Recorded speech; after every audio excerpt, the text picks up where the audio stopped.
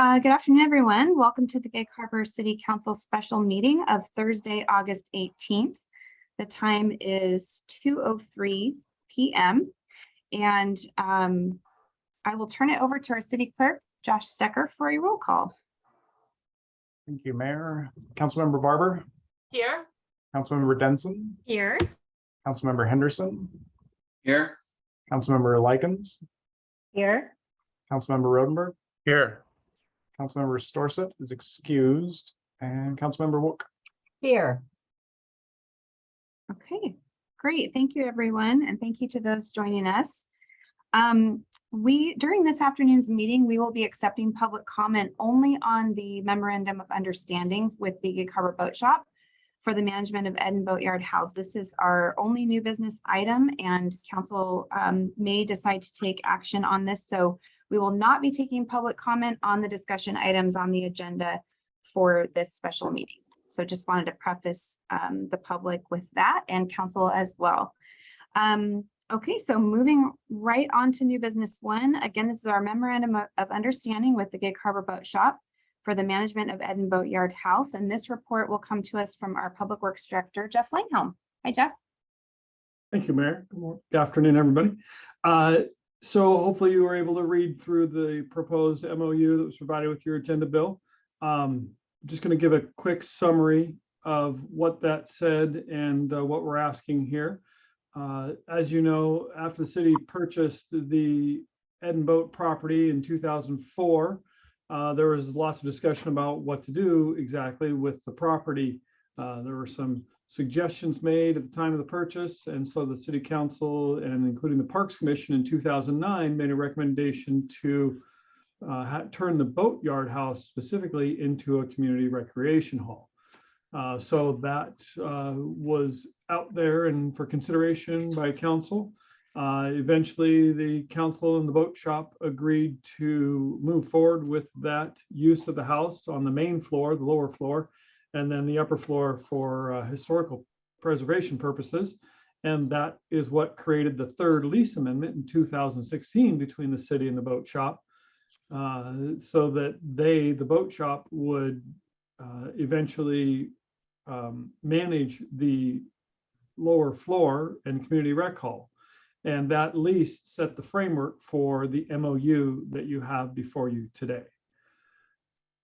Between 2016 and now, there was significant effort that went into permitting the site to allow it to be used as a community rec hall. And the city eventually rehabilitated the building, the brick house itself, to fit into what the use of a community rec hall would look like.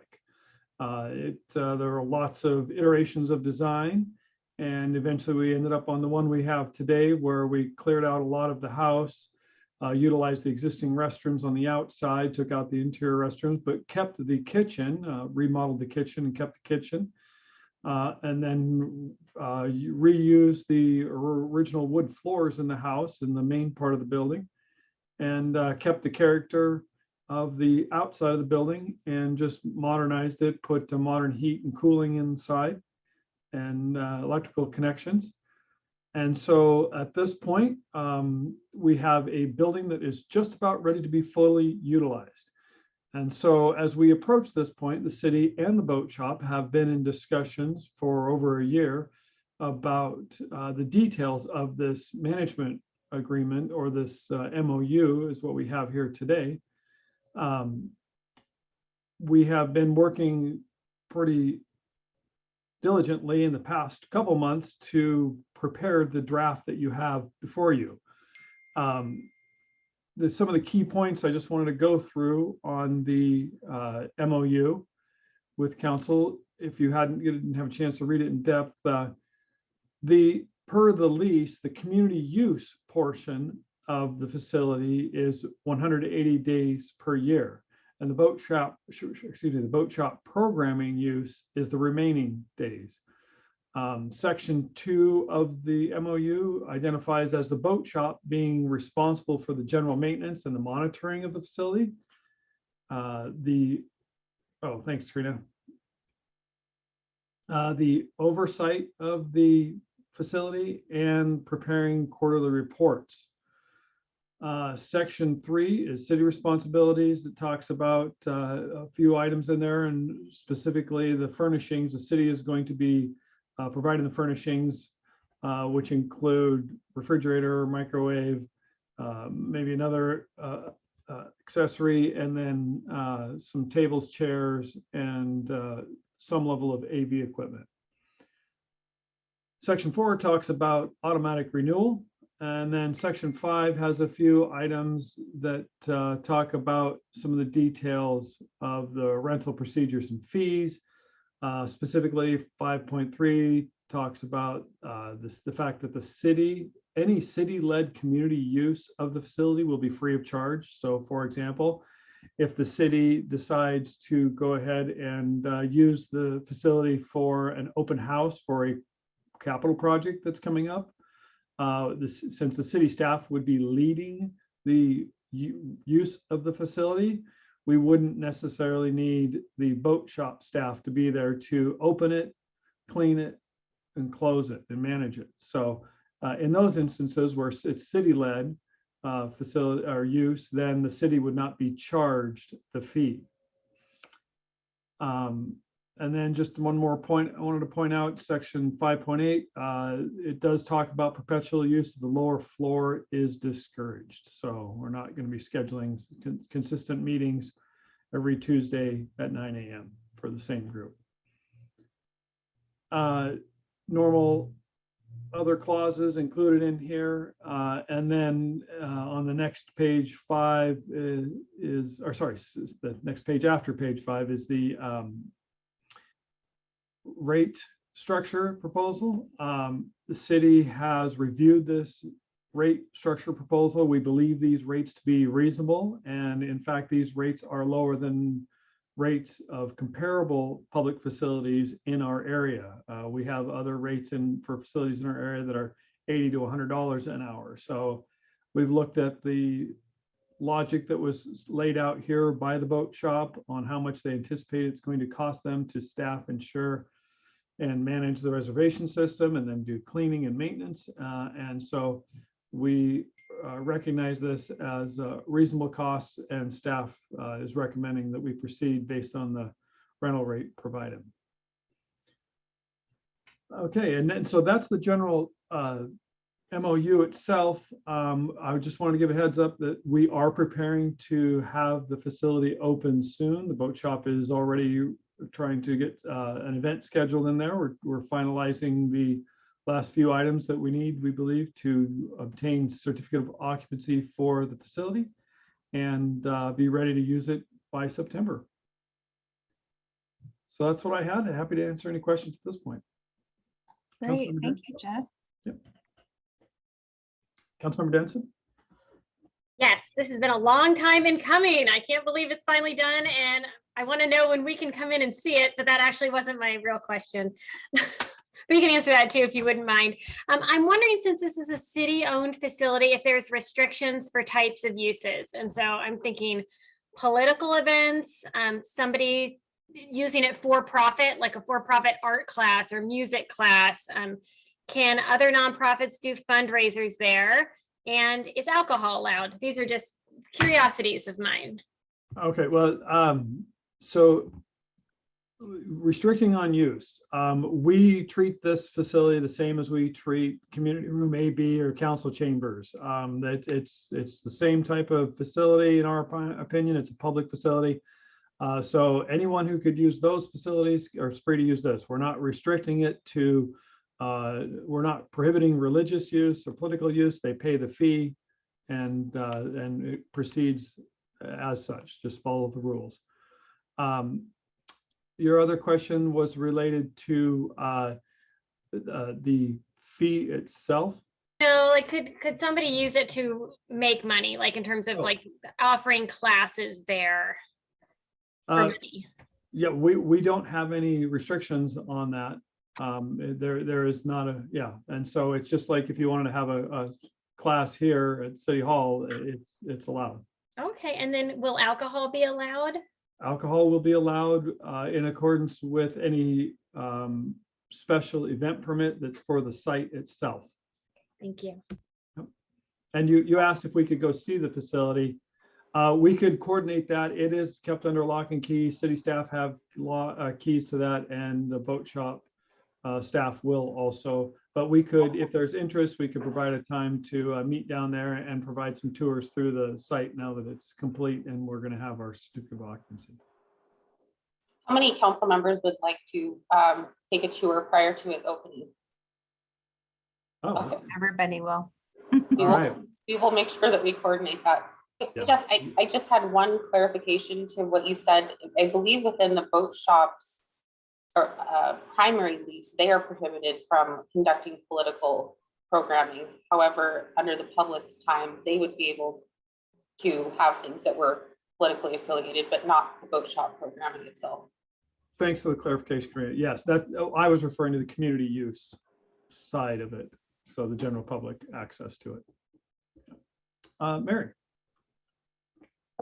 Sure. I am a huge advocate for public-private partnerships like this. I think that they do a lot to help us preserve and share our assets with the public. So I'm really excited to see this moving forward. I'm wondering if you could address, and this is probably Jeff, if this is this agreement similar to those that we would have with other private partnerships, like I'm thinking the History Museum, Wild Watch, some of those where their facilities are in city buildings and that kind of thing, and how we're sharing revenues with those. This is a little beyond most of those. I mean, every one of those types of organizations we have agreements with are leases. I mean, you think about the Scansey Netshed Foundation, Harbor Wild Watch. They're leases, and we have a lease associated with. That's the third amendment to the lease. This MOU is just more specifically to how it's going to be managed because it does involve the general public and fees associated with it. And so we just want to be very clear, since the public's going to be entering it, we can't solely say if it was just going to be used for programming by the boat shop, it would be just likely be all incorporated into the lease itself and the insurance and everything. But since the general public is going to have access, we want to have some oversight of how that will work. And so that's the purpose of this MOU and the agreement. Okay, thank you. Thank you. Councilmember Wook. Yes, thank you. Thrilled to see this coming forward and our citizens be able to use this. I do have a couple of questions.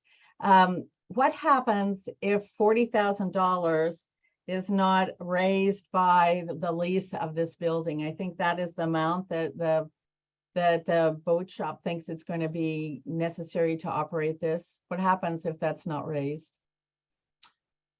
Well, the boat shop is going to still be responsible for managing the reservations and providing access in and out of the facility and cleanup.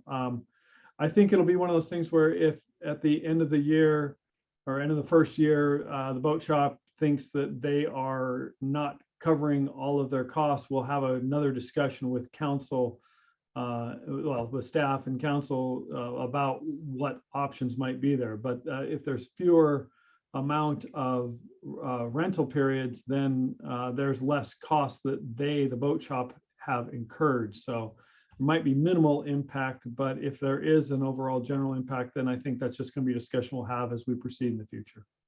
Great. And how much, if someone wants to come into the city hall and rent one of our spaces, as was mentioned, I think earlier, how much does it cost to rent one of our spaces in city hall? I would have to ask City Clerk Stecker. I don't know the cost of that off the top of my head, but it does depend on a variety. I mean, there's not, I think there's a tiered system on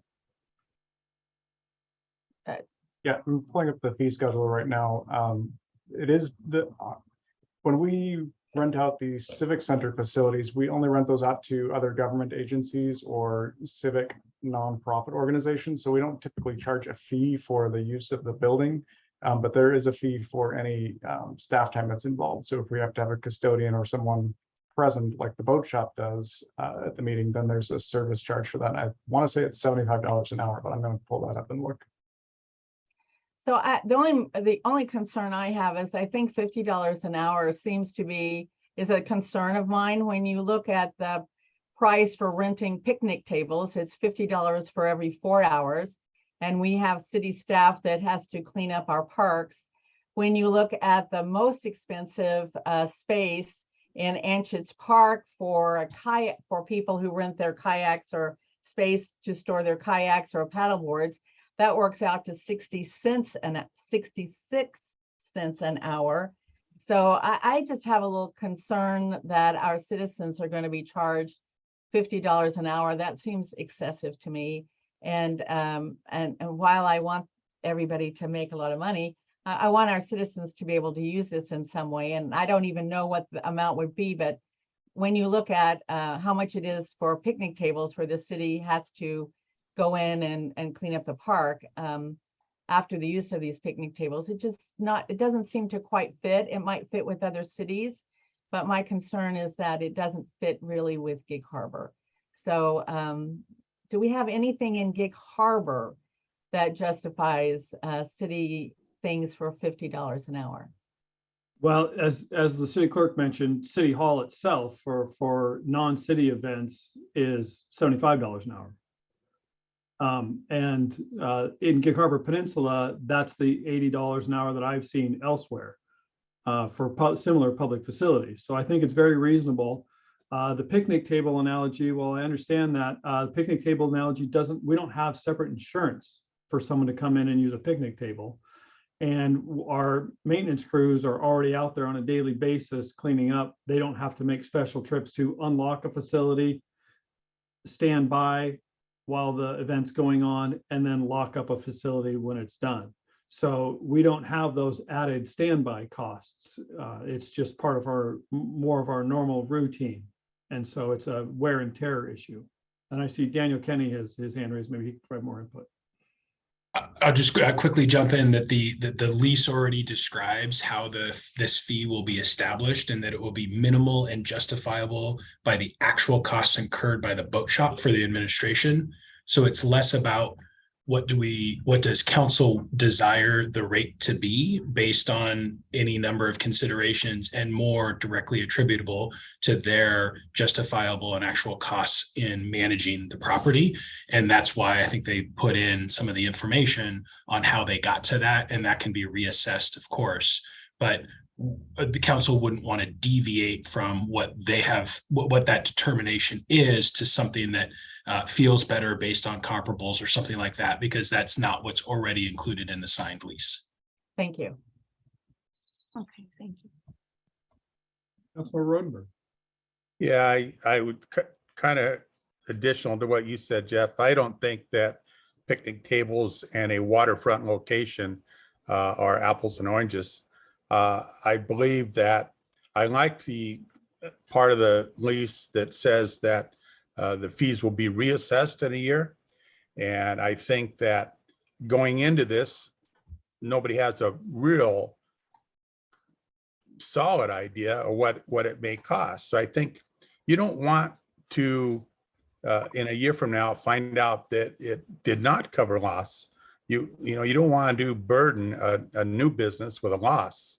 So I think that it could be reassessed in a year, and $50 to me is very reasonable.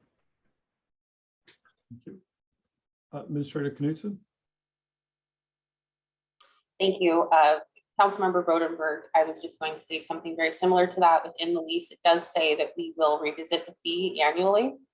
And Jeff and I have been meeting with the boat shop leadership, and we intend to meet quarterly to kind of see how the reservations are going, how many and what types of groups are going in there, and be able to report that back to the city council so that you're aware of who's renting it, how much, and if the fee is too much or too little. So I really think that we can collaborate and bring that information back to council quarterly.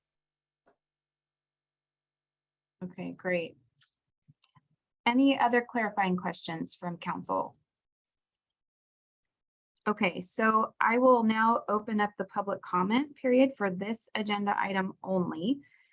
Josh, were there any written comments submitted according to the timeline for public comment? No, there are no written comments. Okay. All right, so for those in the audience, thank you for joining us. If you would like to speak on this agenda item, you can press the raise hand button at the bottom of your screen or *9 if you're on your phone to raise your hand and give public comment. You will have 3 minutes to speak. We have a timer on the screen, and if you're on your phone, you'll also, I think you'll hear a warning bell at 1 minute, maybe it's 30 seconds. And so you'll hear after the second bell is when 3 minutes is over, and I'll remind you as well. So when you do speak, if you could say your full name, first and last name, and home address for the record, that would be great. And so I think our first caller is ending in 195.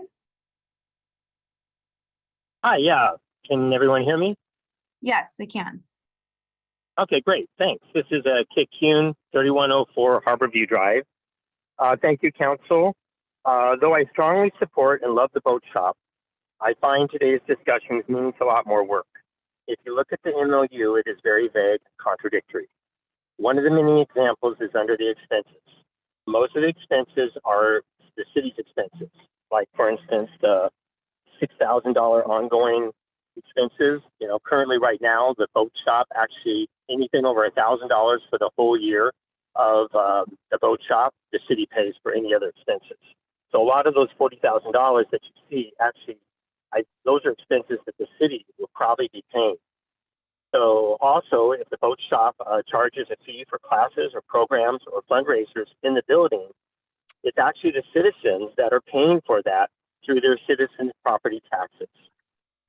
What I feel is that the city should get the funds from their 180 days as it is for the community and the citizens. Otherwise, isn't this a gift of public funds? There are so many other, as well, great nonprofits. Why does Boat Shop get full rights to all the income generated, including the cities? That's my concern, is our 180 days. Now, the taxpayers have put $10 million towards a 25-year property tax levy for these two properties, and yet where is the public benefit? Where does the MOU talk about the income generated and all the expenses shown? Will that be paid by the city, yet the boat shop gets the income?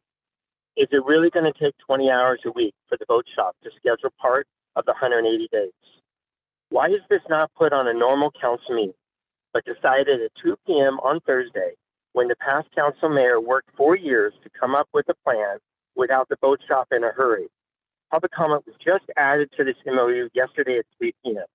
Where is the transparency in this? You were elected to represent the citizens and taxpayers of Gig Harbor, not private clubs that you have to join, and they decide when they want to be open in city buildings. Also remember, any maintenance expenses, as I mentioned, after $1,000 is paid by the city. Please be responsible. Spend some time making sure the average citizen gets some use of this building. As past mayor, I had wanted the public to be able to walk off the street at certain times of the day and be able to go in the building and learn some history instead of having our archives get locked up in the wastewater treatment plant. Please look at this MOU carefully when you make your decision. Thank you. Thank you, Mr. Kuhn. I see the next hand raised is Mark Hoppin. And although I just said your name, if you could please state your name and home address for the record, and you will have 3 minutes to speak. Okay, my name is Mark Hoppin. I live at 8133 Shirley Avenue, which I don't have to say, but I did anyway. I'd just like to say that the agreement that you're looking at seems entirely reasonable to me and a natural extension of the agreements we've had in the past. I'd point out that Gig Harbor Boat Shop is a 501c3 that tries to survive on its own through donation and volunteers. And it's a very impressive place to go into, particularly if you go down there and look at the Batana build that Mike Vlahovic is engaged in right now. Very interesting. Anyway, I don't see any problem with the agreement. It seems like a normal and reasonable thing to do. Thank you so much, Mr. Hoppin. Is there anyone else from the public that wishes to speak? I see a hand raised, Rosa. And you'll have 3 minutes. And if you please state your first and last name and home address for the record.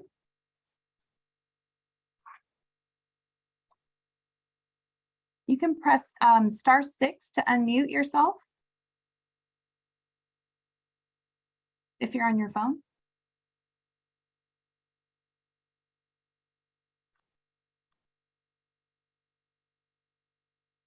I'm not hearing anything. So perhaps maybe we can come back to you, Rosa. So I will call on our next person, Nicole Jones-Vogel. And again, you'll have 3 minutes.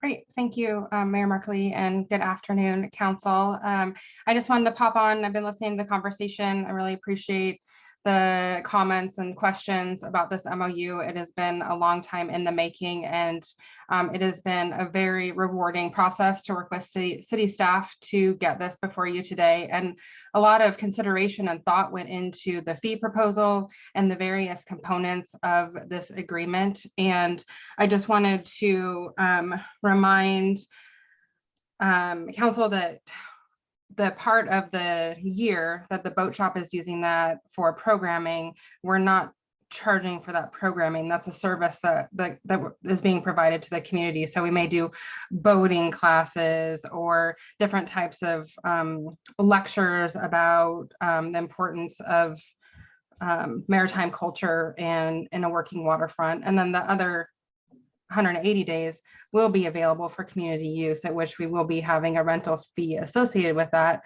And we worked our best to come up with reasonable dollar amounts to kind of help inform what that hourly rate would be. So we are certainly open to re-looking at that.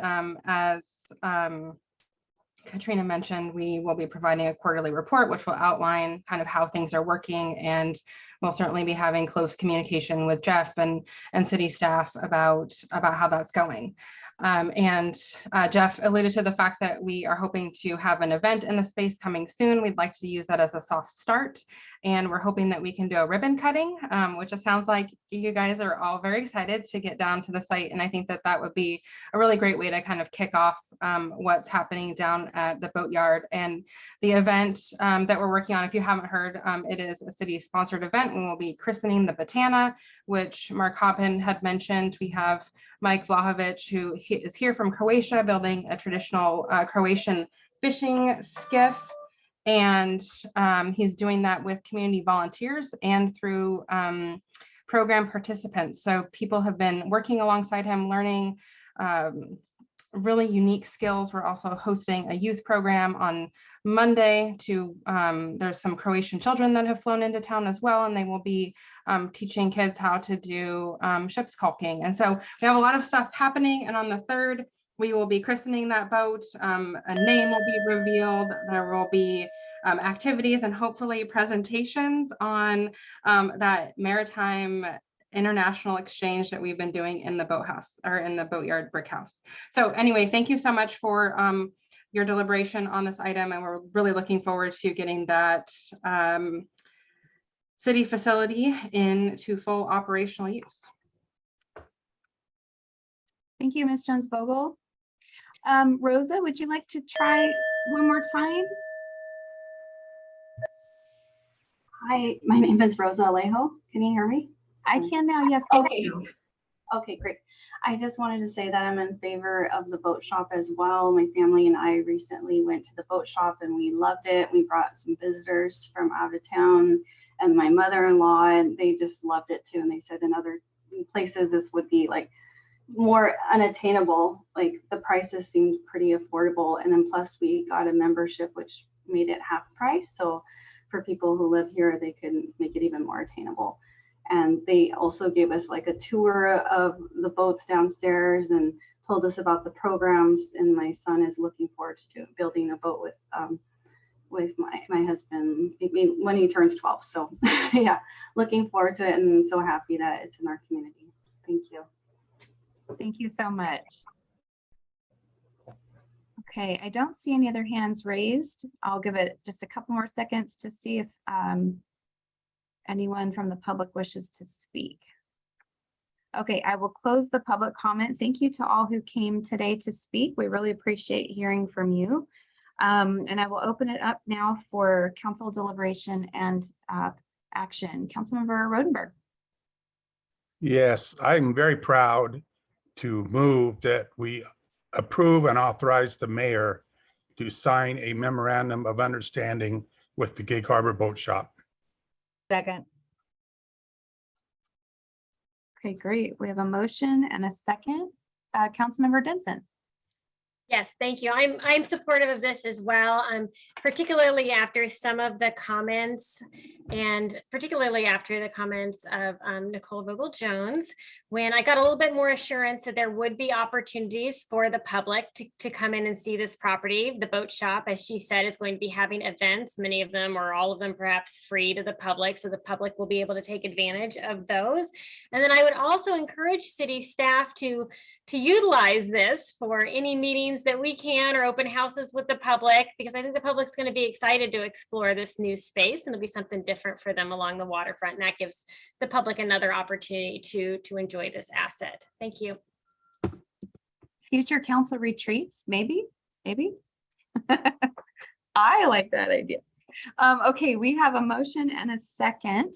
All those in favor, please say aye. Aye. Aye. Any opposed? Any abstain? Okay, motion passes 6-0. Thank you, council. And so we will move right along to our first discussion item, which is our 2023 legislative agenda process. And we have with us from Gordon Thomas Honeywell, Vice President Josh Weiss and Annika Vaughn. Thank you for being here with us this afternoon. Thank you, Mayor and Council. Nice to see everyone. Nice to see you as well.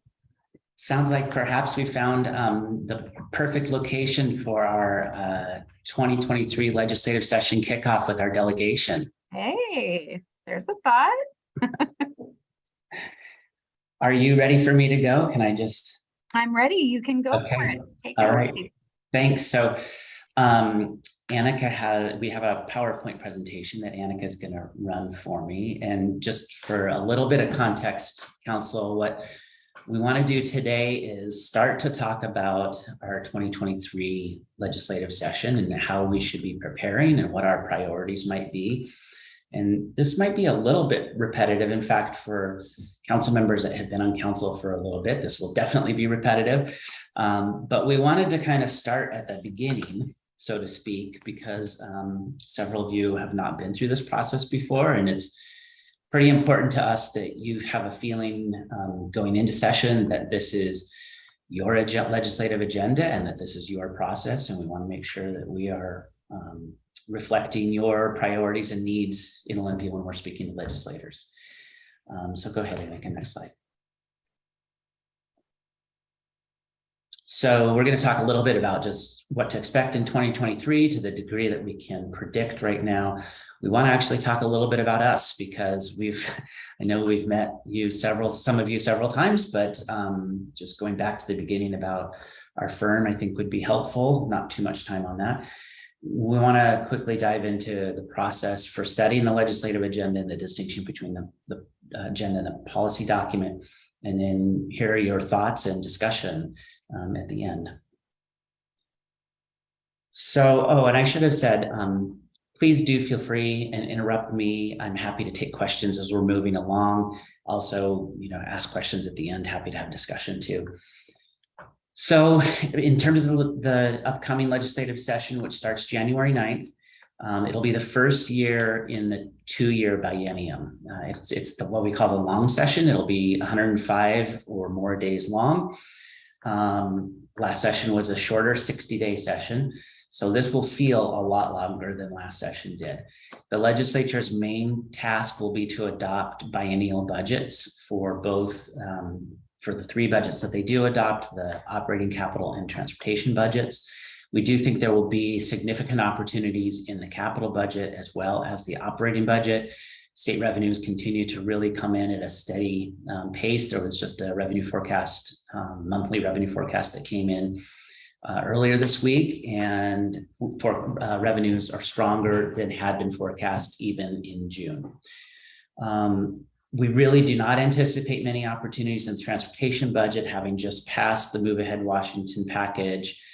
And with the low carbon fuel standard coming on at the beginning of the year, gas prices will probably remain relatively high. And I think all the legislature will really be interested in is programming the investments that they did make in the Move Ahead Washington package. So the investments that they made last year, they did not schedule out any of the projects that were included. They didn't come up, for the most part, they didn't specify when those projects would be happening. And so there will be a lot of work still, even about perfecting that package and figuring out how to make it implementable on the ground. There also will be a large number of new legislators. We've seen a lot of retirements there, and even before the election, redistricting has occurred. So some legislators are finding themselves in new districts. And we also, with the primary, I didn't say anything on this slide about the outcomes of the primary election. We sent you all our written post-primary analysis. I think, the bottom line continues to be, even after all of the votes have been counted, that Democrats performed very strongly in the primary.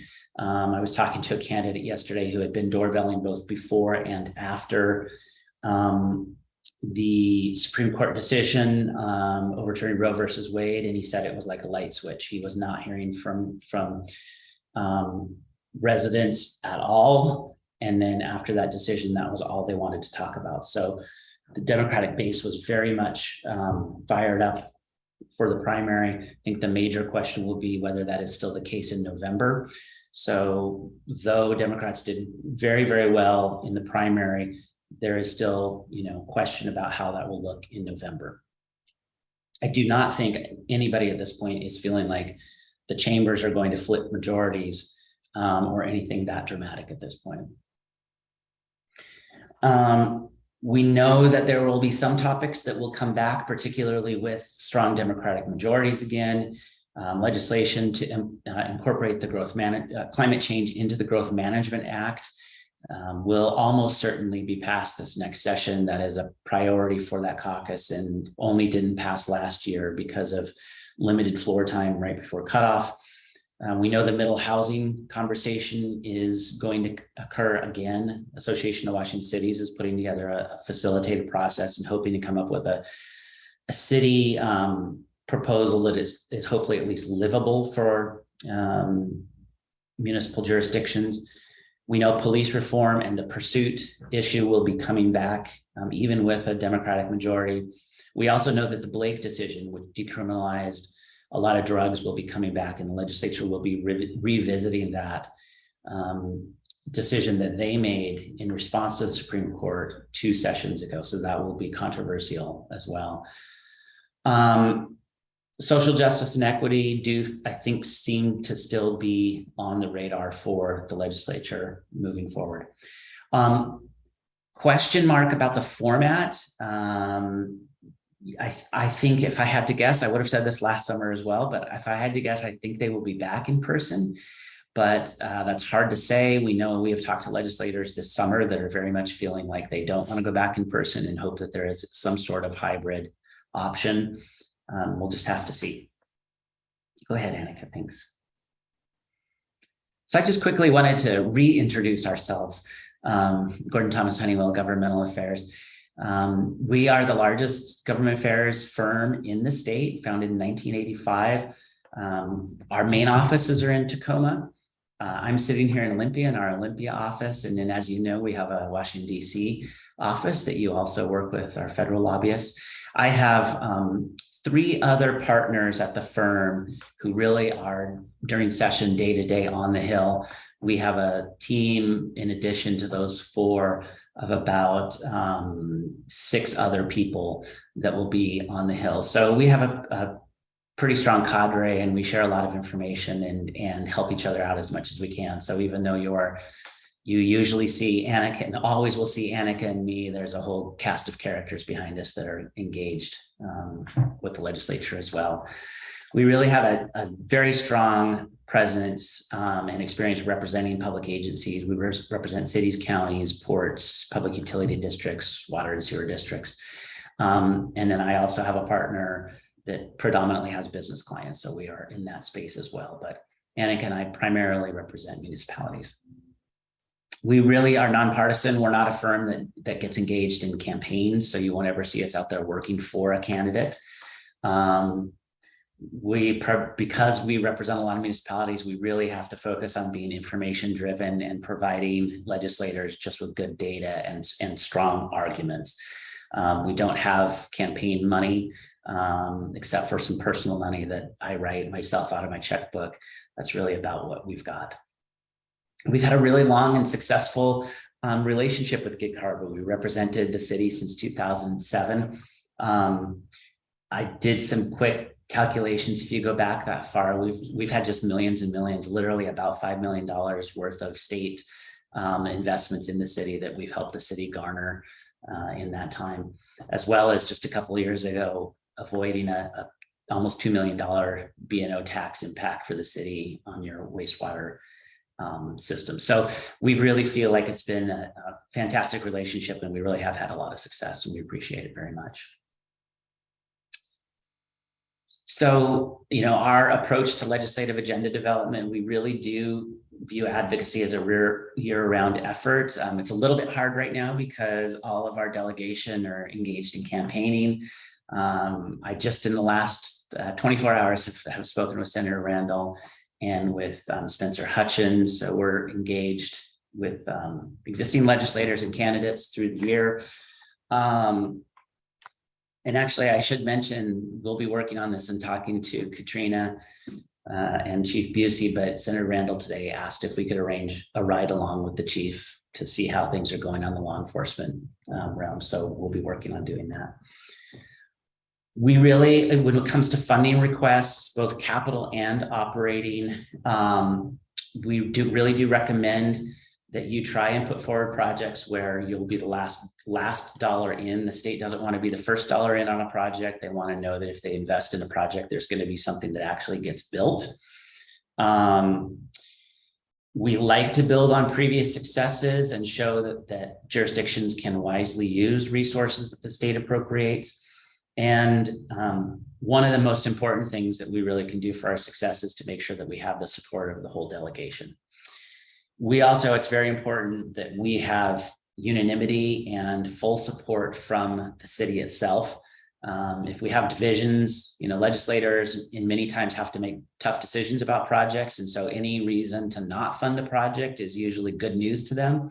So, having everybody on the same page and making sure we're speaking with the same talking points and singing off the same song sheet is very important. The same is true with community groups.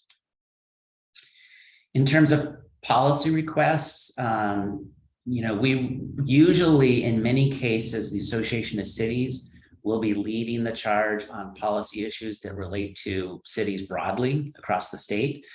So we often ask our single jurisdictions to think about, what is different about your city from the rest of the cities across the state? Do you have a different or unique story to tell that makes it a reason for Gig Harbor to bring forward a policy issue as opposed to the association? Many times we will come alongside the association. The missing middle legislation last year was a great example of that, where we were working very specifically with the 26th legislative district, and AWC was really leading the charge and coordinating people like us in jurisdictions across the state for that overall effort. And sometimes there are just situations where the jurisdiction, the city will want to bring forward a bill that is helpful for cities across the state, maybe, or just only affects you. And in that case, we're very happy to run policy bills and work on issues like that with you as well. We do like to socialize, and we use that term broadly, your agenda items. So what does the legislative delegation think of? What do your stakeholders think of? Is there anybody going to be opposed to the idea? Do we need to build a coalition around these ideas well in advance of legislative session? It's not very effective to show up in Olympia on January 9th with a bill draft in your hand and say, okay, this is what we want to do. We need some support before we hit the marbled halls. And I think we've talked about this before, we do break up for Gig Harbor. We don't do this for all jurisdictions, and we don't need to. But for the city, we have been doing this for as long as I've been working with you, breaking up two documents. One that is our legislative agenda, that is it's an externally facing document. That is what we hand to our legislators and ask that they help us try to accomplish for the year. These are primarily the issues that you are willing and wanting to take the lead on in advancing. So your individual jurisdiction capital budget, transportation budget requests, any policy requests that you want that are highest priority for you, that's what we put on the agenda, and we share that widely.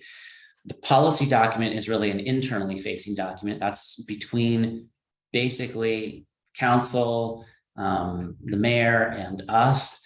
And it gives us direction about these are sort of other issues. If they come forward, somebody else brings them forward, we know you want to be aware of them, and we know you want to potentially weigh in on them, and we'll flag any bills that are coming forward. It's good direction for us about things that you're also interested in, but not necessarily items that you're asking the delegation to work on for you, or not necessarily items that you're saying, we, the city, are going to lead the charge on this. Go ahead, Annika. Last year, just a reminder, we've been working on the congestion relief projects on State Route 16. We've talked about that before. We worked on the capital budget request for the sports complex. We also worked on and weighed in on the law enforcement reform adjustment legislation that was passed, and that was a positive step in the right direction. I think everybody agrees, probably didn't go as far as many people would like it to go. That will be again discussed next session. We talked about local culverts and the need for culvert funding, and then retaining local control, particularly in the land use area. And this was lived out last year and the year before in the missing middle legislation, but also the accessory dwelling unit legislation.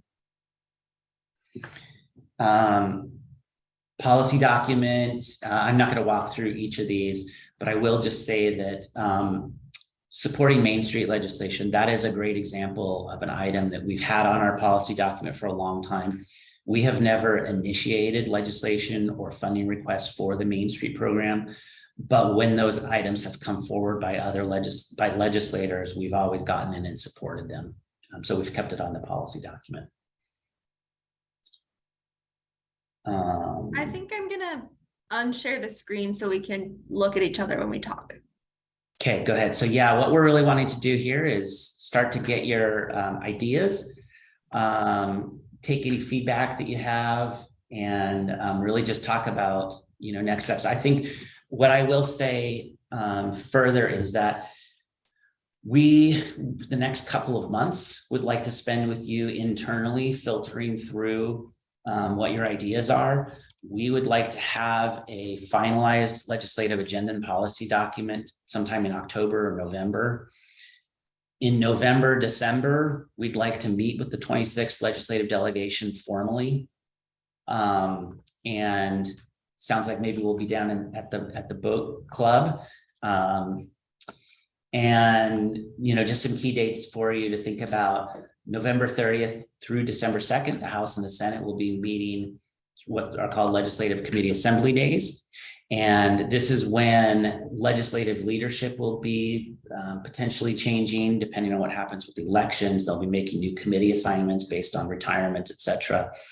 And in December, we'll see the governor's proposed supplemental budgets. I know that that's when we'll see, like, for example, his proposal on new police training academies. We'll see what his proposal is on that. And I should also just mention that Senator Randall is working to try and see if there's opportunity to place one of those academies either on the Kitsap or the Olympic Peninsula. And then, as I mentioned before, legislative session begins on January 9th. So, with the idea of getting something formally adopted a couple of months from now, we really kind of just want to get your creative juices flowing and see what your thoughts are and how we move forward. Any questions? Thanks so much, Josh and Annika, for explaining that very well. Councilmember Wook. Yes, thank you. So Josh and Annika, thank you. I've been here for 4 years, so I've seen some of your work and your magnificent work. You've represented the city very well. You've gotten us some funding, which is always important. And I know you really stood up for us last year on local control. So I have a couple of things, couple of questions. Has anything moved forward with local control over the summertime? Did AWC do any meetings? Was anything happening with that this summer? Yeah, they've done quite a few meetings with Representative Bateman, who is the legislator here in Olympia that really was pushing that forward. I think they have, in fact, she spoke at the AWC conference in June on this topic. I think there has been some bridge mending, some bridge building, repairing there. And I think the stronger desire to try and find something that is a compromise that will, be more acceptable. As I mentioned before, AWC really is going through a lot of work to put together, and they have been meeting in a facilitated process. I don't know what those, maybe you have seen this already, but they selected a handful of city volunteers to participate in that, and they'll be bringing out a proposal in the next couple of months. So we don't exactly know what they're going to come up with yet. Thank you. That'll be interesting to see. One of the things I think we talked about at the first of this year, and was probably having to do with more policy, and which I would like to see going forward, is if there's any climate issues coming forward, if we could be notified of that, if the rest of the council agrees to that. It would not be a legislative, because I don't think we want to lead the charge on any of that. But, there's a lot of requirements coming through with the Growth Management Act 2050. And so it would be nice if we were notified of what's coming down the pike on that. Thank you very much, Josh and Annika, for all your hard work you've done for us. Thank you for the kind comments, Councilmember. We do enjoy working with you. Thank you. And I saw a lot of heads nodding on that climate notifications. So we'll add that definitely to our list, our watch list for bills. Council member, I saw a hand and then it went down. I had it up. Yes, thank you. Sorry about that. I echo thanks to Josh and Annika and the great work. The summaries that we get during the legislative session are so excellent and so helpful. So I just want to give a shout out for that. I know you're working really hard during session as well as off session.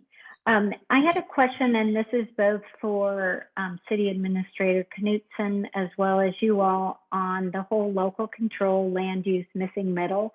I know that the city recently obtained a grant to do a missing middle study. Do you know if we will have any information on that before we need to, be giving them an agenda as far as where we stand on the missing middle housing? Councilmember Likens, we will not have any results of that grant. We're just now in the process of undergoing a contract to be able to receive the funds. However, that money will be to analyze the city's where we stand as far as the missing middle and look at ways of public outreach for what does the missing middle look like, how can it fit into our local regulations in our comp plan, and really to kind of invite the public in to what is this, why this is important, and how can people get involved. That's really what our money was for. I will note that the South Sound Housing Affordability Partners received a much larger grant, as we have partnered with other local jurisdictions on housing in general. And so we look forward to SHAPE's work on the missing middle as a Pierce County region, because as we've said all along with SHAPE, we can get a lot more accomplished by working together. So we'll be doing more kind of on a micro scale here as part of the comp plan update, but nothing prior to this legislative agenda setting. Great. Okay, thanks. That clarifies quite a bit. Thank you so much. Thank you. Councilmember Barber. Thank you. I have a couple questions, probably for Josh and Annika, that are potentially unrelated, but maybe related. The first is, you mentioned that transportation money is kind of already allocated. And obviously one of our big priorities is trying to figure out how we can fix Willachet. So if you could talk about that a little bit, what are the opportunities? I see Jeff just turned his camera on. So I'm wondering where we go with that. And then my second question has to do with the Public Works Assistance Account. And I'm wondering if you could talk a little bit more background about that. It looks interesting, but it also is, why wasn't it funded? And can you talk a little bit more about how that would affect a city like ours? Yeah, sure. Good questions. So yeah, I don't think they're going to be funding new road projects in the coming session. I really think there's just a lot of uncertainty in the transportation space where you have like I mentioned, the low carbon fuel standard legislation will be coming online at the beginning of the year.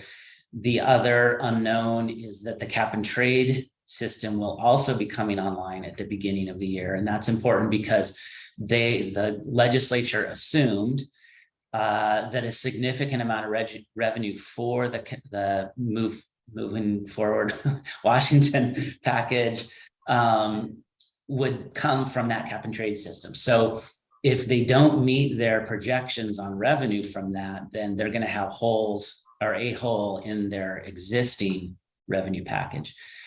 Having said that, because they didn't schedule. Bless you, Annika. Sorry, Annika, I didn't see. Since they didn't schedule out those projects that they did fund, and since there's going to be so much, I think, fine tuning and tweaking of that package over probably the next 16 years, frankly, I think having your transportation needs front and center and well known and understood, not just by your delegation, but by transportation leadership, you just never know sort of when the opportunity to strike is going to come. And I think that's a good strategy as long as we all amongst ourselves understand what the realistic odds of getting something funded are. And what about on the federal side? You know, I don't work at the federal side at all, so it's hard for me to say. Yeah, it's hard for me to say. I'm sorry, Councilmember Barber. Okay. We can check in with Dale Learn on that, Councilmember Barber, and get back to council on the federal side of things as well. You had asked also, sorry, about the Public Works Assistance Account. You know, they did fund the Public Works Assistance Account this last biennium. There are projects, there have been calls for projects in the traditional categories. The debate that will be coming up this next biennium is whether to allow I think there's only one revenue stream now. I believe it's from the state real estate excise tax that was diverted out of the Public Works Assistance Account in the 2010 timeframe during the Great Recession to support education. That is scheduled to expire at the end of 23 or in 23, the end of the fiscal year. And the legislature will be having a weighty discussion about whether to continue to siphon those revenues off, which essentially just means there's not as much money to put into projects through the public works process. Whether they should direct it somewhere else. One of the proposals last session was to direct that revenue to cities to enact missing middle types of programs, or to have it go back to the public works account. So that will be something that I think we'll be talking about most of session. Okay, thank you very much. And thank you for your hard work. Yeah, thank you. Thank you. Councilmember Henderson. Thank you. Josh and Annika, you probably know that the city of Gig Harbor is going through a comprehensive plan amendment, and we're adding climate change back in again. I guess my question more to the mayor and to city administrator is, would it be of any use to share where we're going with this with Josh and Annika so they can keep their radar tuned to what we're doing on the legislative side, rather than just finding out, oh gosh, that this is what Gig Harbor did and we should have known about that. So I'm hoping that we can share kind of where we're going and the direction so they have a little bit better idea what to look forward to. Certainly.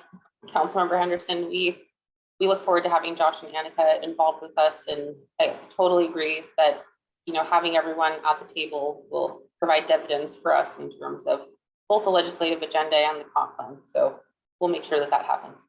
Thank you. Yes, thank you. Councilmember Denson. Yes, I wanted to ask about the sports complex and whether it was worth us asking for a third year in a row for additional funds for the sports complex, or if we should turn our attention elsewhere.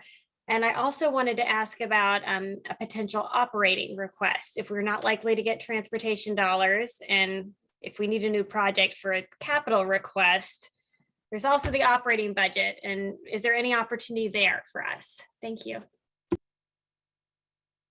Yeah, I think there's still, there is still hope for the sports complex. There is, we've continued to hear from the delegation that there's not a problem with the project. They just continue to find higher priorities. If there is another kind of project that the city would like to pursue, we certainly could talk about that. There are probably different types of projects that are more favorably viewed, like affordable housing types of projects. But if that's still your priority, then I think we should continue to push forward on it. And yes, there should be some opportunities with operating budget requests. Those can be a little bit tricky because they don't like to provide money on an ongoing basis. So if you can identify a single one-time use for operating dollars, particularly in a relatively low, couple $100,000 amount. Not saying that that's not the ceiling by any means, but there's a lot of state money in the system right now. And if we've got a good case to make, I certainly think we can get some. Great, thank you, Josh. Councilmember Redenberg. Yeah, Josh and Annika, I recall over the years, you've always emphasized how important it is to keep our priorities the same if we can, because legislators see it year after year after year. And it's not a case of municipality flipping, flopping, and things like that. So I think we should leave the sports complex on our priority list and make sure that we just drive it home as much as we can until we get what we want. I'm not in favor of adding priorities until we get our existing ones taken care of. Thank you. Director Langhelm, did you have anything you wanted to add in terms of Watch It or any other items for Public Works? No, not this time. I mean, I think as we proceed forward and get ready for establishing the agenda, we can look at details of costs and timelines, but I don't think so. I don't have anything right now. Okay, great. Councilmember Denson.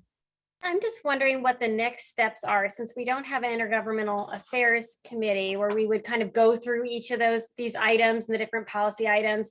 Would you like us, Mayor Markley, to each send you our list of thoughts of what we might want on a legislative agenda for staff to compile, or how do you want us to address? Yes, that would be very helpful if council has some specific things that they would like to see on this document. Please send those to Katrina and myself, and then we haven't set our schedule yet for study sessions for the legislative agenda with Gordon Thomas Honeywell, but we will be doing that. And so October, November is busy with budget, but we also know that we need to get going on getting this legislative agenda really tight and ready to go by before January 9th. We want to make sure that we are hearing, once we start hearing things, especially after the election, and we know who's who in the zoo, I like to say, and because it kind of feels like that sometimes during legislative session, but we know who's doing what, we know who's, who are the chairs of the committees going to be, do we need to be reaching out to them, for specific requests, things like that. And so we want to be prepared, I would say by early December, Josh, hopefully with a really solid plan or solid agenda for the things that we are for, the things maybe we're gonna try to maybe oppose. I'd like to support as many things as we can and try not to directly oppose unless we absolutely have to, and it's just something that's going to be detrimental for the city, then of course we have to take that stance. But, we're trying really hard to have collaboration and communication, open communication. So yes, if council could send in your thoughts on things that you would like Gordon Thomas Honeywell to keep an eye out for us for, specific bills. If you have thoughts on what is already listed in here, they put some of the emerging policy issues that they think are going to be coming up. If you have thoughts on those, that would be great. And Katrina, do you have anything else to add for things that council should send and like maybe a deadline for when we should have those sent in to us? Thank you, Mayor. I think if we could have those from council by mid-September, we were going to attempt to have a work session near the end of September to go over council's thoughts with Josh and Annika. And then have with the expectation that we would have one more prior to finalization of the legislative agenda. So if council could plan on having those in by mid-September, then we can compile them, send them to Josh and Annika, and we can come forward to the work session with, areas of agreement and then areas that we'll need discussion on. And I think, Josh, does that sound like what we chatted about? Great. And then there may be some additional meeting opportunities with candidates in our local 26th district as those elections move forward. So Josh and Annika will continue to coordinate with those candidates and see if they're available, what their availability is to meet with the city to hear from us. Yeah. Oh, go ahead, Josh. Sorry, Mayor. I don't think we want to adopt the final agenda until after the election at the beginning of November. Given how close several, two of your races are going to be clearly, that could potentially shape what we want to ask for. And I think continuing to ask the question of the candidates and of the representatives, how they feel, particularly about the sports complex, I think will be good. It's good intel to make sure that we're still aligned with them. Yeah, absolutely. Josh, when would you anticipate us meeting with the candidates? Would we want to do that prior to the election, or do you recommend that we meet with them once the election is confirmed? I think I would turn that question back around to you. Do you want to meet with candidates and talk about their priorities and how their feelings about your priorities, or do you want to wait until the election's confirmed and then meet with the winners? Council, what do you think about that? And Councilmember Denson, you can answer that or your original question. I was going to answer. I would encourage us to wait until after the election. We could certainly have a save the date now for both candidates so that we've got something on the calendar, but I would definitely wait. Okay. Any other council members? I'm seeing a lot of nodding heads, so I think we're all in agreement on that. Yeah, so let's maybe get some dates on the calendar with people. Just like as Robin said, just kind of save the date and then see what happens on November 8th, and then we can confirm those meetings. And so council, yes, we're trying to not have a lot of extra meetings, but this is kind of it's one of those seasonal times where it's an election season, it's budget, it's a long legislative session, it's kind of all the things happening at one time. So just asking for flexibility, also around our candidate schedules as well. Just we never know when they're going to be available. And so sometimes we need to go with what their schedule allows, and whoever can be there, and no pressure if you can't make it at a last minute, no pressure. Just want to give lots of opportunities for us to get together during all of these things that we're working on in the next few months. So busy season coming up, but a good, exciting one at the same time. So, okay, I think, did you get everything from us, Josh, that you need? Yeah, I think this is good. And I just would reassure you all that you're doing great on the process. You're not behind any other jurisdictions. We're in good shape. So Don't stress about this. Great. Yeah. Well, thank you. And thank you again to both of you for joining us. And it's always good to see you, and have a great rest of your evening. Thank you so much, Mayor, and so nice to see you all. Take care. Bye, everyone. Thank you. Thank you. If there is no objection from council, if we could take a 5-minute break. Okay, I'm seeing nodding heads. All right, we will re-adjourn. I'm going to say 3:20. Let's give it 7 minutes. 3:20.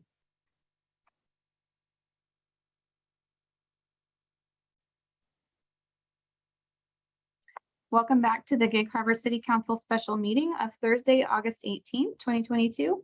The time is 3:21 p.m. and we are going to move right along to our second discussion item, which is short-term rental regulations. And this report comes to us from our principal planner, Carl DeSimas. Hi, Carl. Hi, Mayor. Thank you very much. Good afternoon. Good afternoon, council members and members of the public here with us today. If I could just briefly, I'd like to introduce, most of you probably haven't had a chance to meet Jeremy Hammer. He's a associate planner here with the city. He's been with us for just over a year now, and he's really been doing just a fantastic job for us. And he's been an integral part of putting these regulations together for you all. I mean, we certainly would not be here today without the work that he has done. So just like to acknowledge that and thank you, Jeremy, so much. So I have a brief PowerPoint for you here, but just quickly, we're going to be discussing short-term rentals, and hopefully you've had an opportunity to review the staff report that we put together and the draft regulations. And so I just have a quick PowerPoint to kind of go over a little bit of background where we've been and introduce the regulations a little bit. Hopefully explain them a little bit better, because I know it's a confusing topic. So let me get started here. Let's see.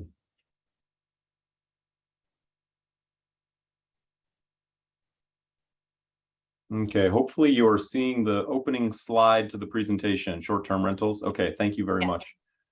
Okay, so again, just a brief PowerPoint slideshow here just to kind of go over the regulations a little bit. And then in the end, I'll open it up and we can get into discussion. And go, there we go. And Carl, just real quick, Carl, would you like council to hold questions till the end, or would you like me to call on people if they raise their hands during the presentation? It's up to you. I'm fine either way, Mayor. Okay. If we want to stop partway through and have discussion along the way, that's totally fine. Because we will be getting into a little bit of the meat of the regulation, so it might be appropriate to stop and talk about it so we don't lose those questions. We definitely want to capture everybody's thoughts and concerns here. Great. I will watch for hands. Thank you. Thank you, Mayor. So just starting out, I thought I'd start with a little bit of background, go over why we're here, where we've been. As if you'll recall, the Planning and Building Committee discussed the issue of short-term rentals at their regularly scheduled meeting back in September of 2021, and then they brought it to the full council. The council passed a motion at that time directing staff to draft an ordinance that would place a moratorium on the acceptance of new lodging level 1 applications. And as a reminder, lodging level 1 is the use that we were applying to short-term rentals at that time, and sort of the impetus for looking into putting together and crafting short-term rental regulations, as lodging level 1 does not really define short-term rentals completely. So in response, council adopted ordinance 1467 that would do just that. The moratorium was in effect for 6 months from that effective date. And then council held a public hearing at that time as well. Planning Commission began studying the issue in January of this year after staff had done a little bit of research prior to bringing it to them. Planning Commission conducted 11 meetings, including 2 hearings from that time leading up to just recently, in this month actually. Ordinance 1467 was set to expire in April of 2022, so the City Council extended the moratorium through the adoption of Ordinance 1484. And so that moratorium is now set to expire on September 28th of this year. The Planning Commission, in its study of the issue, was adamant about public input, and rightfully so. And so we opened up and reached out to the public early, and often. We heard a lot from the public. We opened up a comment period, 2-week comment period to garner feedback from the public. We got a lot from them, which was great and really helped the process quite a bit. During that period, the Planning Commission was studying the issue from the beginning of January till now. We received well over 100 comments and heard from several members of the public testify during meetings and hearings. And we had all of those comments compiled and are on the record and are available for review if and when. And also, I should note that the Planning Commission studied several iterations of these regulations throughout. I think we're on what's being presented here to you now is technically version 10 of those regulations. So we've gone through quite a bit of study and analysis. I think it would be useful. I thought I would just throw this up, that what the definitions of lodging are currently in our code. And what we're using to apply to short-term rentals at this time.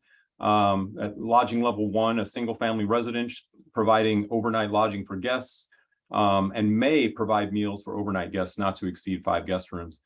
So when the city adopted these 3 definitions, prior to this, we had other definitions for things like bed and breakfast, motel, hotel, and other types of lodging. At some point in the history here at Gig Harbor, we switched over to these lodging level 1 definitions. And so lodging level 1 was really meant to apply to bed and breakfasts, lodging level 2 to motels, lodging level 3 to hotels. Lodging level 1 is currently permitted in these zones, R3, RB1, RB2, DB, B1, and our mixed use district. And they are conditionally permitted in the following zones, R1, R2, B2, C1, and our waterfront zones. And so the distinction here is that in those zones that where they're conditionally permitted, they would require a conditional use permit. And in those other zones, they would be permitted otherwise, maybe through a site plan amendment, depending on what the unit is and what zone they're in.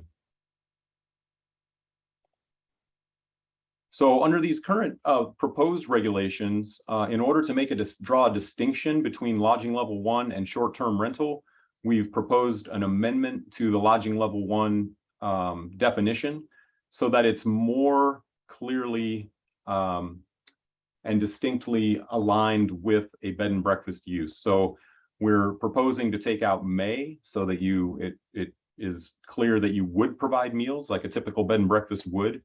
Or some sort of service for overnight guests there.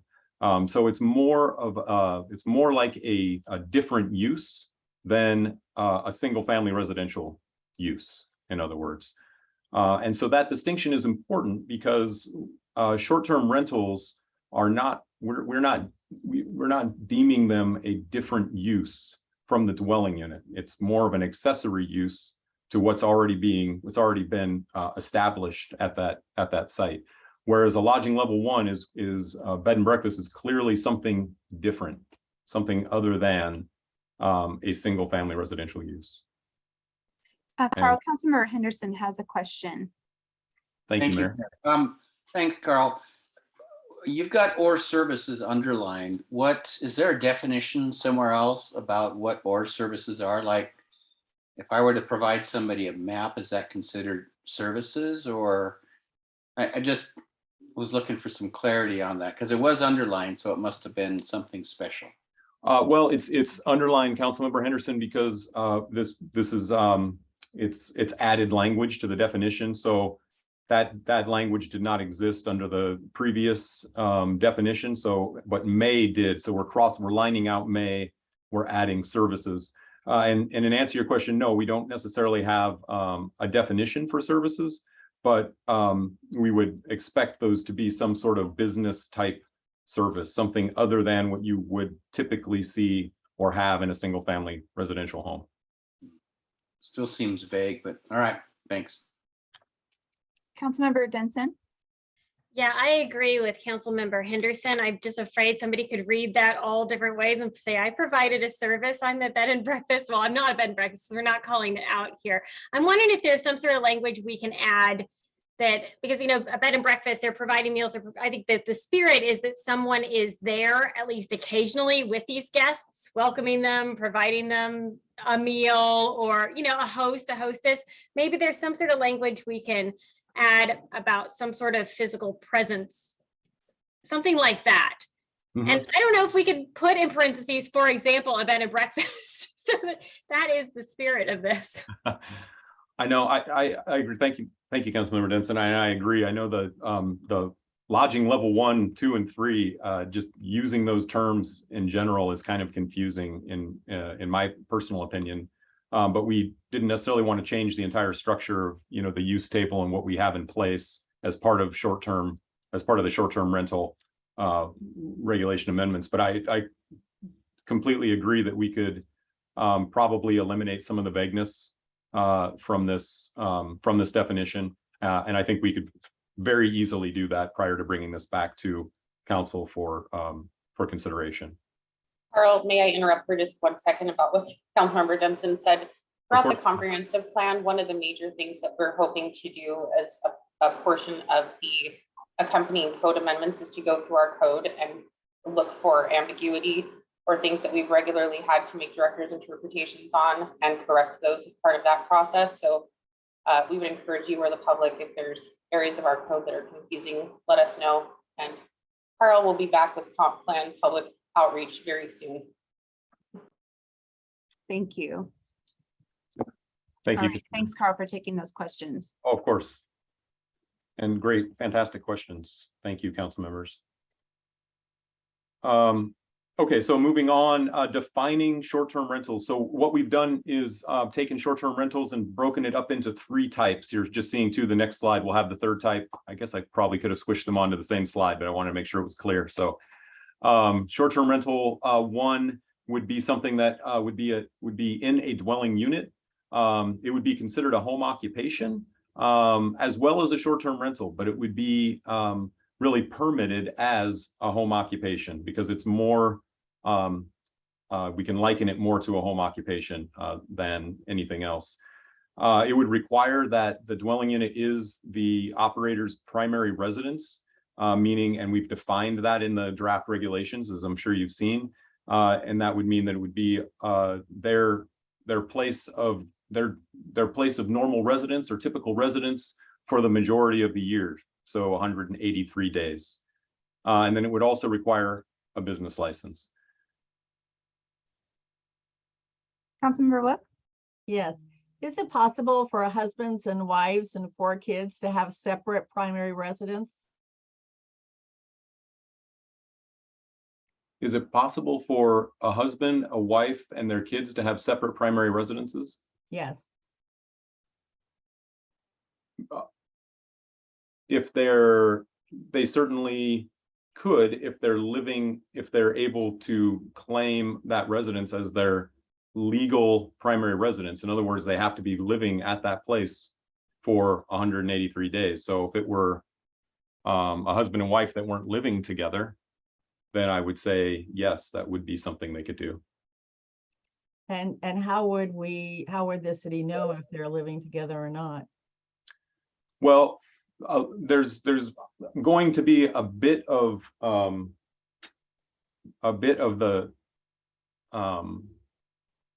relying on people's honor just a little bit, but I'll get into this a little bit later. But in the way this is structured, an operator would have to come in to renew their business license annually.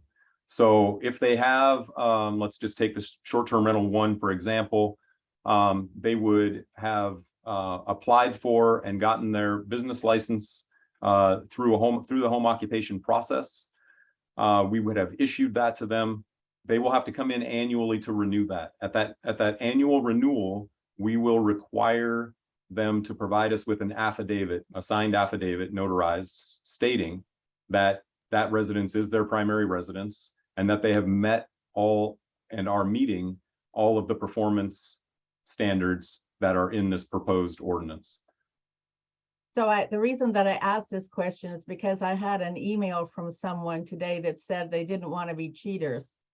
And so then I got to be thinking about how could people become cheaters? Yeah. Right. And so then the question came into my mind, could husband and wives, and maybe they would even give primary residence to their kids. So I think yeah.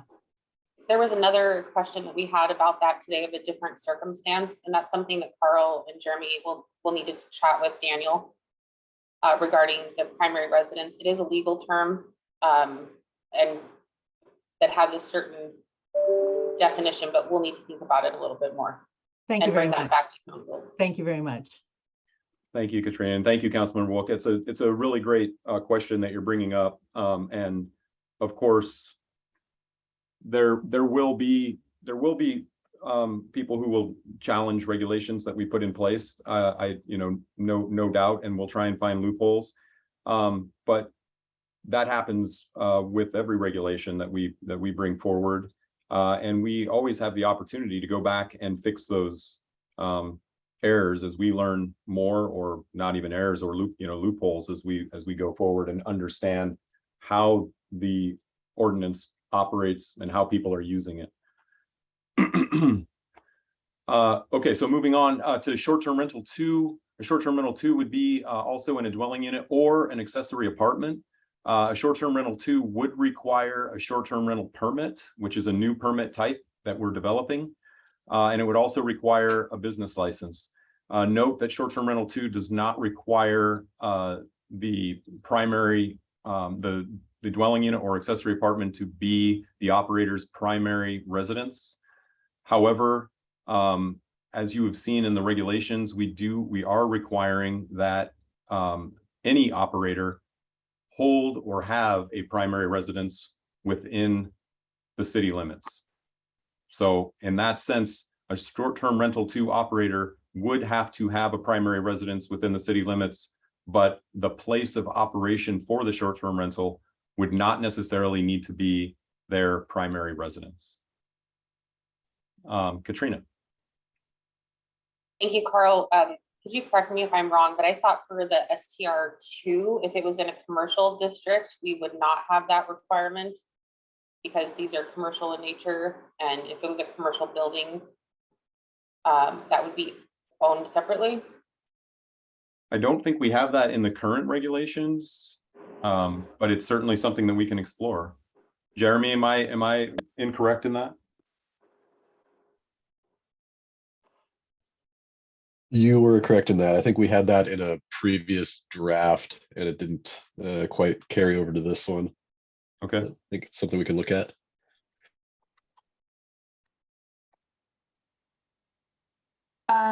Katrina, would you like feedback from council on that right now while we're talking about it?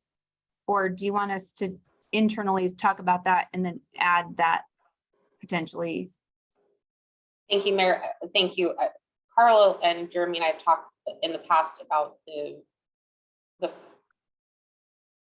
applying these similar to how we do the rest of our uses within the zone, and noting that Airbnb and VRBO, et cetera, are commercial entities, and our commercial areas are expected to accommodate these types of uses. We had considered, or I thought that the planning staff had considered, not having that specific requirement for an STR2 if it was in a commercial district. But I think staff, we can chat about it offline and definitely report back to council prior to the September 12th meeting. Okay, great. Thank you. Councilmember Barber. I have a question about the primary residency requirement. Is this the time to bring it up, or should I save that for later, Carl? You can bring it up now, Councilmember Barber, if you like. Okay. My question is, this seems to be the sticking point that we're getting lots of letters about, as you know. And I guess one of the questions that I had was I wanted to know what your process was that you all went through to arrive at the regulation that you have. And specifically what I'm wondering is if you discussed and if there isn't some way to expand the geography of that so that it's similar to advisory board and commission memberships that I believe can be from the UGA or even a different definition than that. This seems to be really, really tight. And so I wanted to get some background on that. Well, thank you, Councilmember Barber. It's a great question. We put this well, there's two parts, I think, to your question. First is that there's the primary residence definition, which we came to through research of federal codes, actually, and then actually other jurisdictions that use something similar. So there is some there is some consistency out there with using primary residency as a term in short-term rental regulations and legislation. The primary requiring someone to have a primary residence in the city in order to operate a short-term rental is something different. And we arrived at that because we understand that these regulations are meant to both allow for short-term rentals as well as limit them in some ways. And so, and by limit, I mean limit the numbers of them within the city. So this is one way of doing that, of drawing down the numbers that would actually be in the city. It's also a way of ensuring that the people who are operating short-term rentals in the city have some stake within the city. They are a part of the fabric of the city of Gig Harbor, and they have some attachment to the neighborhoods where they're operating these short-term rentals. So I see your point about including potentially the 98335 zip code and the 98332 zip code, or the UGA or something along those lines, and that's certainly something that we could consider if that's something that the council would agrees on should be considered. Carl, along with Councilmember Barber's question, I recall staff talking about this criteria in relation to housing availability and ensuring that we have adequate housing stock for our current and future citizens. And so I didn't hear you talk about that and what you just said, but I know that in our conversations recently, staff had indicated that once we have our housing needs assessment completed and we know how either deficient or a surplus we have of housing according to the Department of Commerce information that came out recently, that at that point we could then consider expanding to outside of City of Gig Harbor residents. Yeah, thank you, Katrina. I mentioned that later in my presentation, actually, and that's a great point, that we will have more information on what our housing needs are within the city coming down the pike here and leading into our 2024 comprehensive plan update. So part of what we are doing here is also ensuring that we do have the attainable and affordable housing stock that we're required to provide for within our city limits. And we don't really know what those numbers are yet, but short-term rentals, when you have a single family home or even any dwelling unit and you turn it into a short-term rental, it takes it out of that available housing stock, at least for as long as it's considered a short-term rental. So Council Member Henderson. Thanks. So as I read this, then STR 1, 2, and I'm assuming 3, we haven't seen 3 yet. All of them have some residency requirement, either within the city limits or living in the home. That's correct, Councilman Henderson. So short-term rental 1, because it's a home occupation, you cannot have a home occupation without it being your primary residence by code. Short-term rental 2, you would be required to have a primary residence within the city limits in order to operate a short-term rental 2. And for short-term rental 3, I'll just jump ahead really quickly. That would only cover our liveaboard vessels. And by definition, consistent with the Shoreline Master Program, a liveaboard vessel must be a primary residence as well. It also must be, can only be allowed in a commercial marina. So, I'm sorry, I just had a quick clarification on that point. I'm looking on page 1 of the draft regulations under short-term rental operator. And it says short-term rental operator means any person who is the owner or primary resident of a legally established dwelling unit, accessory apartment, etc. An operator must have a primary residence within the city of Gig Harbor unless the short-term rental is located within a mixed use or commercial development. And so that gets to the question that I asked earlier surrounding the commercial and mixed use development where these would be more likely to go. And so would we not require, the code seems to not require a residency requirement, for instance, in mixed use and commercial developments. And so for an example, that could be the Gig Harbor Marina and Boatyard that has the STR. That's a commercial development and that would not require the primary residence. Is that correct? That's correct. Thank you. And I'd forgotten that staff had added that proviso onto the short-term rental operator definition. I apologize for that oversight. Thank you. So anyways, I was kind of getting at, if one of the justifications of this owner occupancy or residential permit is to, I don't want to say this, keep some skin in the game or keep a neighborhood local, do you see a conflict with somebody that can say, I tend to, let's say that I moved to Europe and I rent my house out. There's no restriction on that at all. And quite frankly, I'm just wondering if you see any sort of a conflict there between people that are doing a long-term rental who don't live in the area and thus, in fact, have no skin in the game or trying to keep that neighborhood, local. I think I understand the housing stock thing, get it.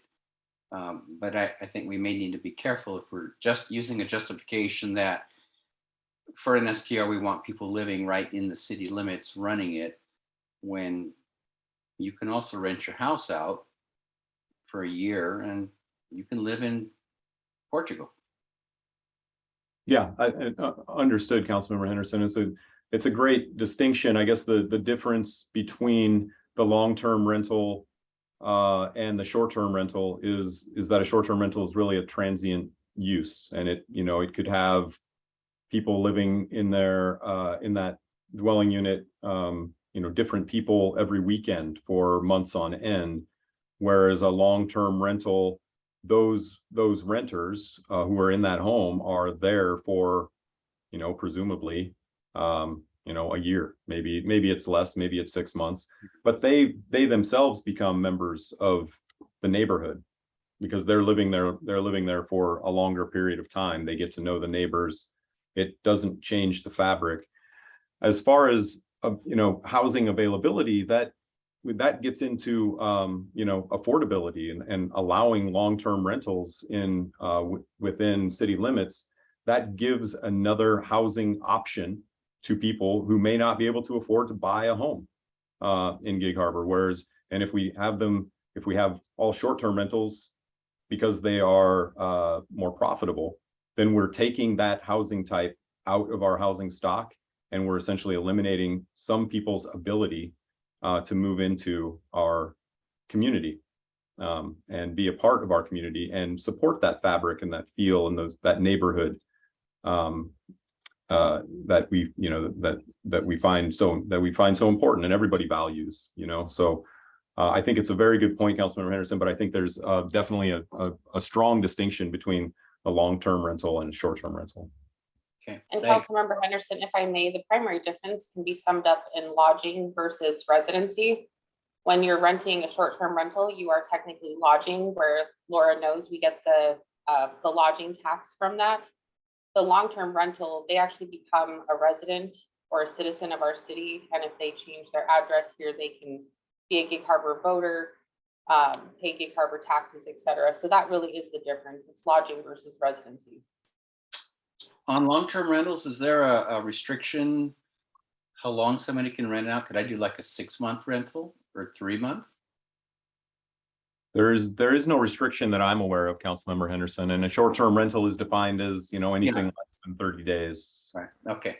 Got it. Thanks. Thank you. Councilmember Likens. Yes, thank you, Mayor. So I see the residency requirement being the, I believe, 183 days, so majority of the year using the state definition. Is that correct? That's the Washington state definition? That 183 days, actually, and Jeremy, correct me if I'm wrong, but it comes from, it's a federal definition, is where we pulled that from. Yeah, that's correct. Okay, I was looking through the previous notes and I noticed one of the examples that was given in one of the Planning Commission packets was the city of Kirkland. And I looked at their short-term rental and they define not only your primary residence, but it can be the resident of a non-transient renter for let's say somebody signs a 6-month lease. And then the other half of the year, they can use it for short-term rentals. Because their thought behind that, from what I could find out, is it adds to the housing supply. So does it have to be the owner who lives there, or can they rent it out long-term to someone, let's say 6 or 9 months, and do short-term rentals the rest of it?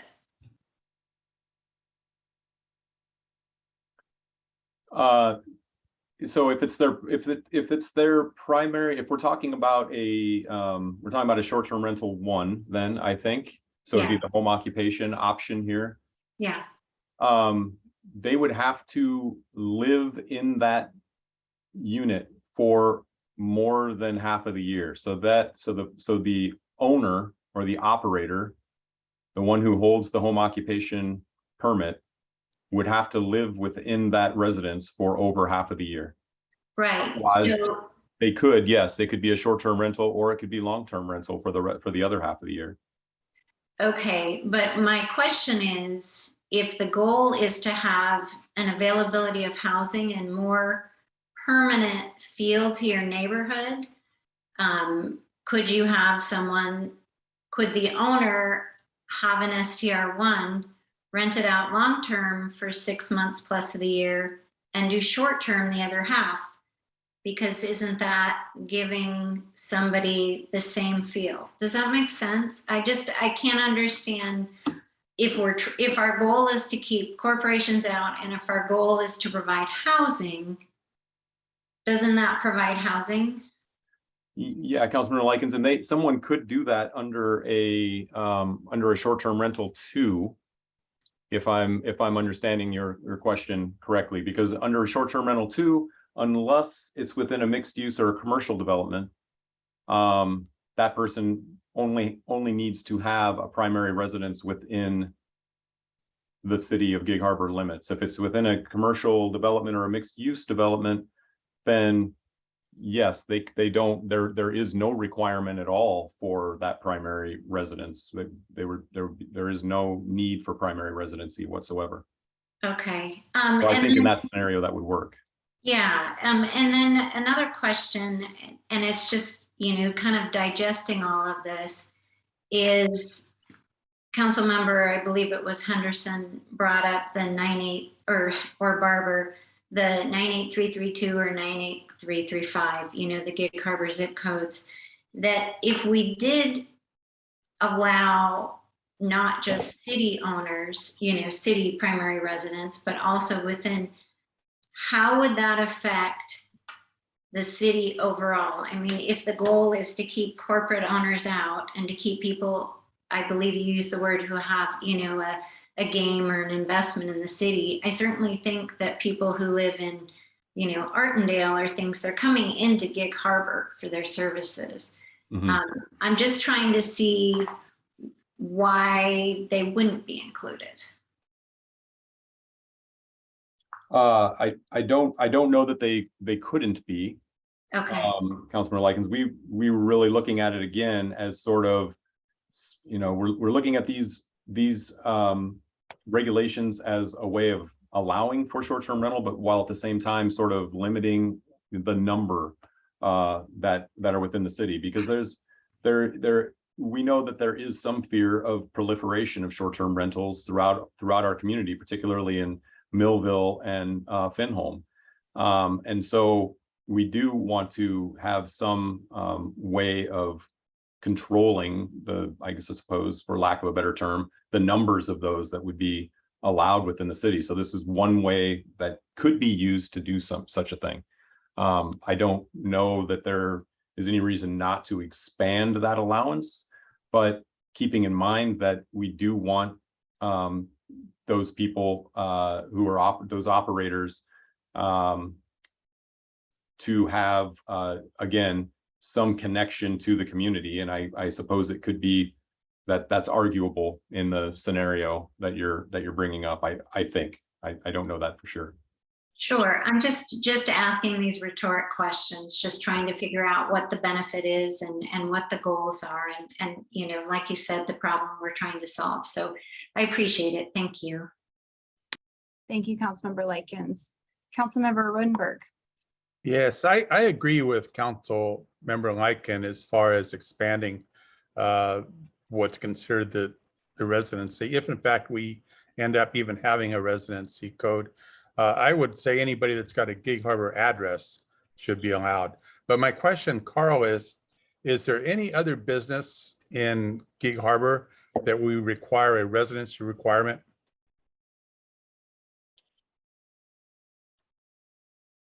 If not, then we're treating one business class as differently than another. Right. So well, again, it's two different parts of the primary residency. So we have the definition of what a primary residence is. And then we have the requirement for someone to have a primary residence. And so if your question about the definition of primary residence? No, my question is there any business, whether it be automobile repair or a coffee shop, in which we say that the owner has to be a Gig Harbor resident? Not that I'm aware of, Councilman. Well, then I think we're treating business classes differently, and I'm not in favor of that. Laura, did you have something to add to that, to my response? Sorry. I think the only difference between this kind of business and other retail operations is that other retail operations would be located within commercially zoned structures, and this would be located in a residentially zoned structure. So I think that's one delineation, but that may be the only one. I agree with what Laura just said. Most of our businesses, as outlined in the zoning code, any retail, commercial, industrial, they're allowed in those specific zones. This is a business that has come about that is within homes and is locating within neighborhoods that are typically single family in nature, especially downtown. And so what we're trying to do here is see how this commercial entity can fit within the residential neighborhoods. So to fully answer Councilmember Rodenberg, your question, there aren't any other businesses that we would require a residency for. However, there aren't any other businesses on this scale that we would allow to locate within the R1, R2 districts. Just not a point of order necessarily, but Katrina, our council rules say that in these work sessions, we can use first names. So we don't have to use the formality of Councilmember Rodenberg or Director Knudsen. We're all friends here in these kind of situations. I appreciate that, Lee. Thank you. I don't like to slip up, but I appreciate that reminder. I will, however, be addressing you all as council member and your last name. So just for the record, Councilmember Wook. Yes, thank you. So that's basically, I appreciate Ms. Pettit and City Administrator Knudsen, since this is a council meeting. I appreciate their comments on commercial because these businesses are commercial businesses and normally I believe commercial businesses are only allowed in the commercial zone. Doesn't really have anything to do with this. My concern, as I read this, I don't see that there's any way to limit a number of these commercial businesses on any block. Is that correct, Mr. DeSimas? That's correct, Councilmember Wu. And is there any way to limit the, so you can't limit the number, is there any way to limit the density of these commercial businesses on any block? There is not, other than utilizing the primary residence stipulation. And again, you know, keeping in mind that we are calling them commercial, I guess it's quasi-commercial in some ways, right? We're looking at short-term rental ones as a home occupation. We allow home occupations currently in single-family residential homes in all neighborhoods throughout the city, as long as they can meet those criteria to establish a home occupation there. So and I'm just stating that because that's how these regulations that we've drafted here are structured. So it's also my understanding that homes within an HOA can ban these transient type businesses. And I know I've talked with a number of people who live in HOAs that tell me that their neighborhood won't allow them. It is interesting to notice that.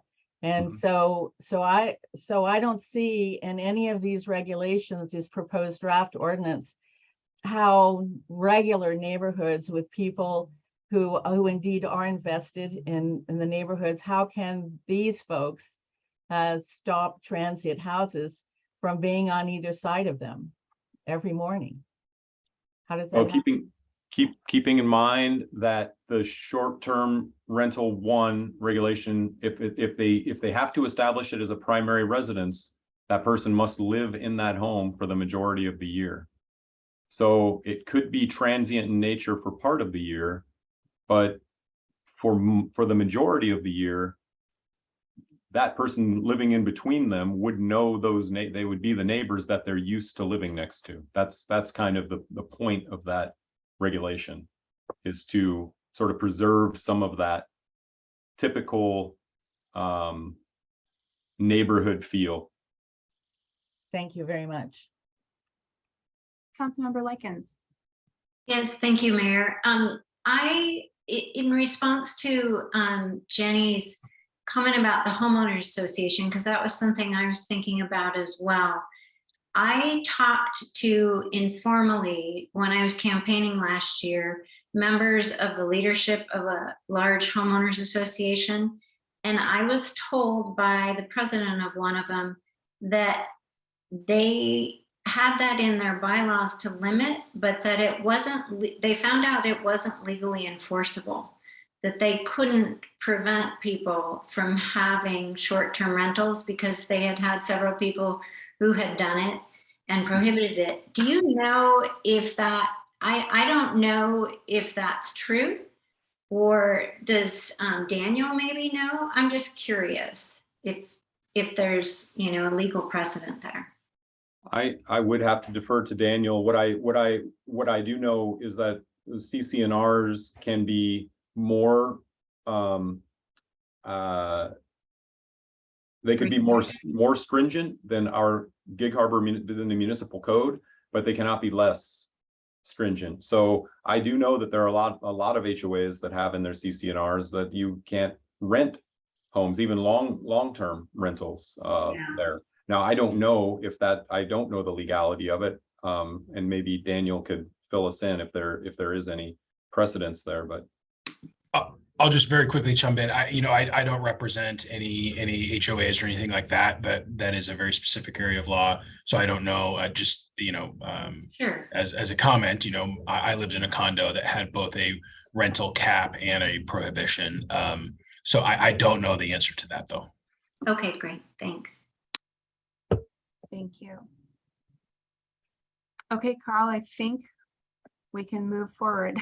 Okay, I think we've covered a lot of ground that I'm probably going to cover again, so I apologize. I'll try and skim past most of what we've already talked about. And I certainly appreciate all of the questions from council members. This is exactly what I was hoping to get to. And I apologize again for the oversight on that proviso that we added to the operator definition. It was something that we added in a little bit later, and I just completely forgot about it. So I do apologize. It's an important piece. All right, so I'll move on past the short-term rental definitions and into this idea of intent of these regulations. And there's sort of 4 major points of intent. We've kind of covered this a little bit already, but there are some things that I want to state as part of this. So please stick with me as I read through a couple of things here that I really want to get into the I want you to understand as part of the intent of these regulations. There are several comp plan goals that are in our current comp plan that support these regulations, and in particular 2 elements that I'll draw from, and that's the harbor element and the housing element. And the harbor element states that we should retain and protect the unique character of historic business and residential neighborhoods. And also that we will promote fair and equal access to housing for all persons and prohibit any activity that results in discrimination in housing. And also that we should provide reasonable guidelines and standards for the siting of home-based businesses in residential neighborhoods and ensure that home-based businesses do not alter or impact the residential character of neighborhoods. And so I think that really speaks to a lot of what we just talked about, actually, interestingly. But it is trying to, the comp plan already does for us sort of find this idea of balance between neighborhood character and while also allowing people to, benefit and profit from their properties as well. The housing element currently states simply that we will preserve Gig Harbor as a place to live for people of all occupations, incomes, and abilities. And that gets back to this idea of retaining housing stock and retaining affordable, attainable housing, and giving people options to move into our community.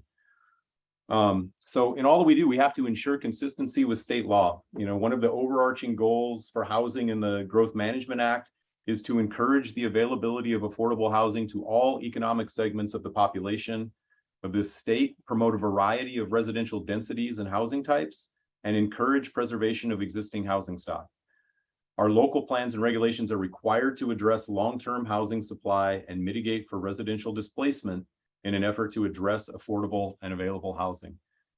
The regulations that we're looking at are meant to allow for short-term rentals, and I'll reiterate, but they're also meant to limit them in some ways to ensure that to ensure housing stock, particularly single-family housing, remains available for long-term rental uses and residences, and not just as investment properties outside investors. So to this end, the city is required to account for and provide for a variety of housing types across all income bands. We're currently undertaking a housing needs assessment. We're awaiting data from the state and county that will inform us of our current housing stock by income band and what our affordable housing need is. We'll know more about this later this year, as we stated earlier, and even in the last legislative agenda item that we were discussing. We'll know more about that later this year and next year as wears on. Okay, so for the proposed permitting structure, I think we kind of went over this already. A home occupation requires a business license. Short-term rental permit would be a type 2 procedure where it's needed. And an applicant must hold a primary residence within the city of Gig Harbor, unless, as we stated earlier, unless it's in a commercial development or a mixed-use development. The duration of approval of that permit is indefinite if those certain criteria are met. And those criteria are laid out in the proposed regulations. And an annual business license renewal would have to take place. And so I'll just note that right now we use a type 3 procedure for conditional use permits. And so some short-term rentals, depending on where they want to locate, would require that conditional use permit. That's a longer process than a type 2 procedure, and it's more costly as well. we would base the cost of this permit would be on par with a conditional use permit as far as the permit itself goes, but it would be less expensive overall because we would not require a hearing examiner deposit. For a type 3 permit, you have to go to the hearing examiner. For a type 2, it's an administrative decision. So that cuts down the length of time for someone to get the permit. It also cuts down on the length of the cost of the permit. However, with a type 2 procedure, there's still a notice of application. There's still a public comment period required, and there still is an opportunity for appeal, and that appeal would go to the hearing examiner. Our permit fee would be right around $1,082 for the short-term rental permit.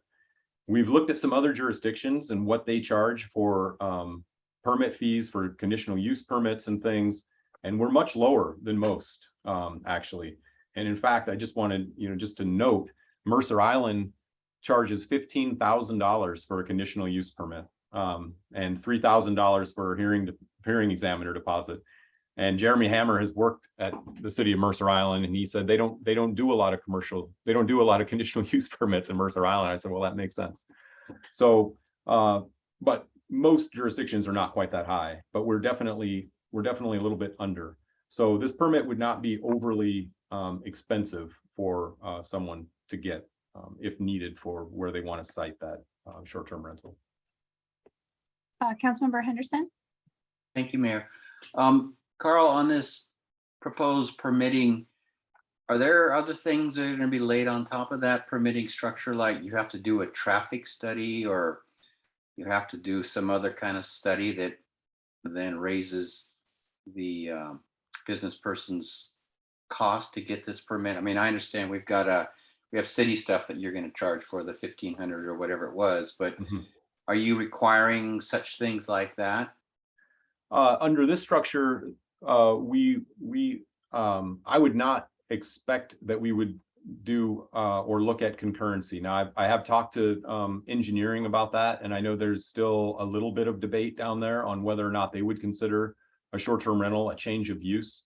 But one of the tenets of this structure is to keep short-term rentals out of the use table. So we're looking at them as an accessory to an already established use. So you already have a dwelling unit, you already have an accessory apartment, you already have a liveaboard. This is just an accessory to that. So it's really not a change of use, a bit like just like we view a home occupation. We don't look at that as a change of use. So my expectation is that we would not, but I think that still needs to be ironed out just a little bit more. Yeah, I would just hope that we don't go there, because again, I can rent my house out. Right now we have 2 cars. I got enough bedrooms. I could rent it out to 5 or 6 people as a long-term rental without any traffic permitting or traffic study. So I'd like to I'd like to be somewhat consistent with this. And especially again, if it's an owner occupied thing, it's only one or 2 rooms. The cost of traffic studies, I just don't like it. So hopefully we'll say, no, let's not do that. That would be my hope. And I will.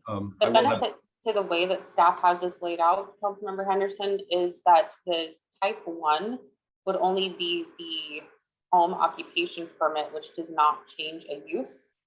And that would be the one that, in my non-engineering opinion, but knows enough to be dangerous with traffic studies, you're having someone live there already, and then you're adding an additional potential family. And so that could have an increase in traffic. And that's where individuals that I think you've heard from in the past that have gone through the CUP process before this code had a lot of complaints. Well, why do I need to go through the traffic study, and I need to do this and do that? So the way that staff has crafted this under the STR1, it is lickety split compared to what our process was previously, and would not require those engineering permits. Under the STR2, since staff did not put this on the use table, it is not technically a change of use. And so that is within our code that triggers engineering to look at the traffic studies, etc. So I concur with what Carl said, that as it's drafted currently, it would not require those. Thank you. Thank you. Okay, moving right along. I just wanted to touch on public comments briefly. As I noted before, we've received well over 100 comments from interested parties throughout this process, going back as far as when council first considered the moratorium. The comments are full spectrum feelings, concerns, and support for or opposed to regulations. We've heard from several individuals and groups that they're in support of the regulations. And there's even been an alliance that is formed out in the community. The Gig Harbor Short-Term Rental Alliance has coalesced and come together to provide comment, and they've been fantastic to work with, really. And they've suggested definitions and regulations throughout the process, and others have offered similar proposals like that along the way that have been very helpful. We've also heard comments from individuals who are opposed to regulating short-term rentals altogether, citing property rights, impact to the local economy, and additional financial stressors on property owners. We've heard from some who are interested in maintaining the status quo, feeling the short-term rentals are important to the local economy and housing variety and a good alternative to traditional hotels and B&Bs. And then there are others who expressed opposition to allowing short-term rentals at all, citing reasons such as erosion of neighborhood character, increased property values, potential nuisance factors, and things of that nature. Recently, we've received some comments leading up to the study session, actually, and I wanted to just touch a few of those here with you all and just sort of address a couple of the concepts. And I know most of you have read a lot of those comments that have come in prior to this. And so I just wanted to hit on a couple of points here. So while a short-term rental does not require a short-term rental permit, these regulations, the entire body of these regulations, though, do still apply to that short-term rental type. So all short-term rental types are covered by these regulations. The short-term rental one would be approved as a home occupation, and that does have its own approval process under Chapter 1784 of the Gig Harbor Municipal Code. But the short-term rental one would still need to meet the performance standards and renewal criteria of the proposed regulation. So it's not outside of these regulations just because it's a home occupation or considered a home occupation. It still has to meet the same performance criteria. And right along with that, the performance standards of these regulations, they do require a 1-hour response from the operator as they're currently written, or the operator's designee. And that applies to all short-term rental types, 1, 2, and 3. And so what we don't do is we don't define what that response needs to be, only that they have to respond in some manner. So the thought here is that there must be somebody who is responsible for the short-term rental, because as we know, Airbnbs, you come in, you stay there, there's not somebody there, right? Like a typical bed and breakfast or a hotel or a motel or whatever. And so we want to be sure that there is somebody responsible in case there is a problem, or if a neighbor has a problem, or if somebody's throwing a large party and they're disturbing the neighborhood. Of course, they would probably call the police, but then who are the police going to talk to when they arrive? There should be somebody responsible for that. And so we believe that somebody should be available to respond within an hour of being contacted. And then there was another question about the primary residency requirement. And so these proposed regulations do require an applicant to have a primary residence within the city, except for those cases where it's in a mixed-use development or a commercial development.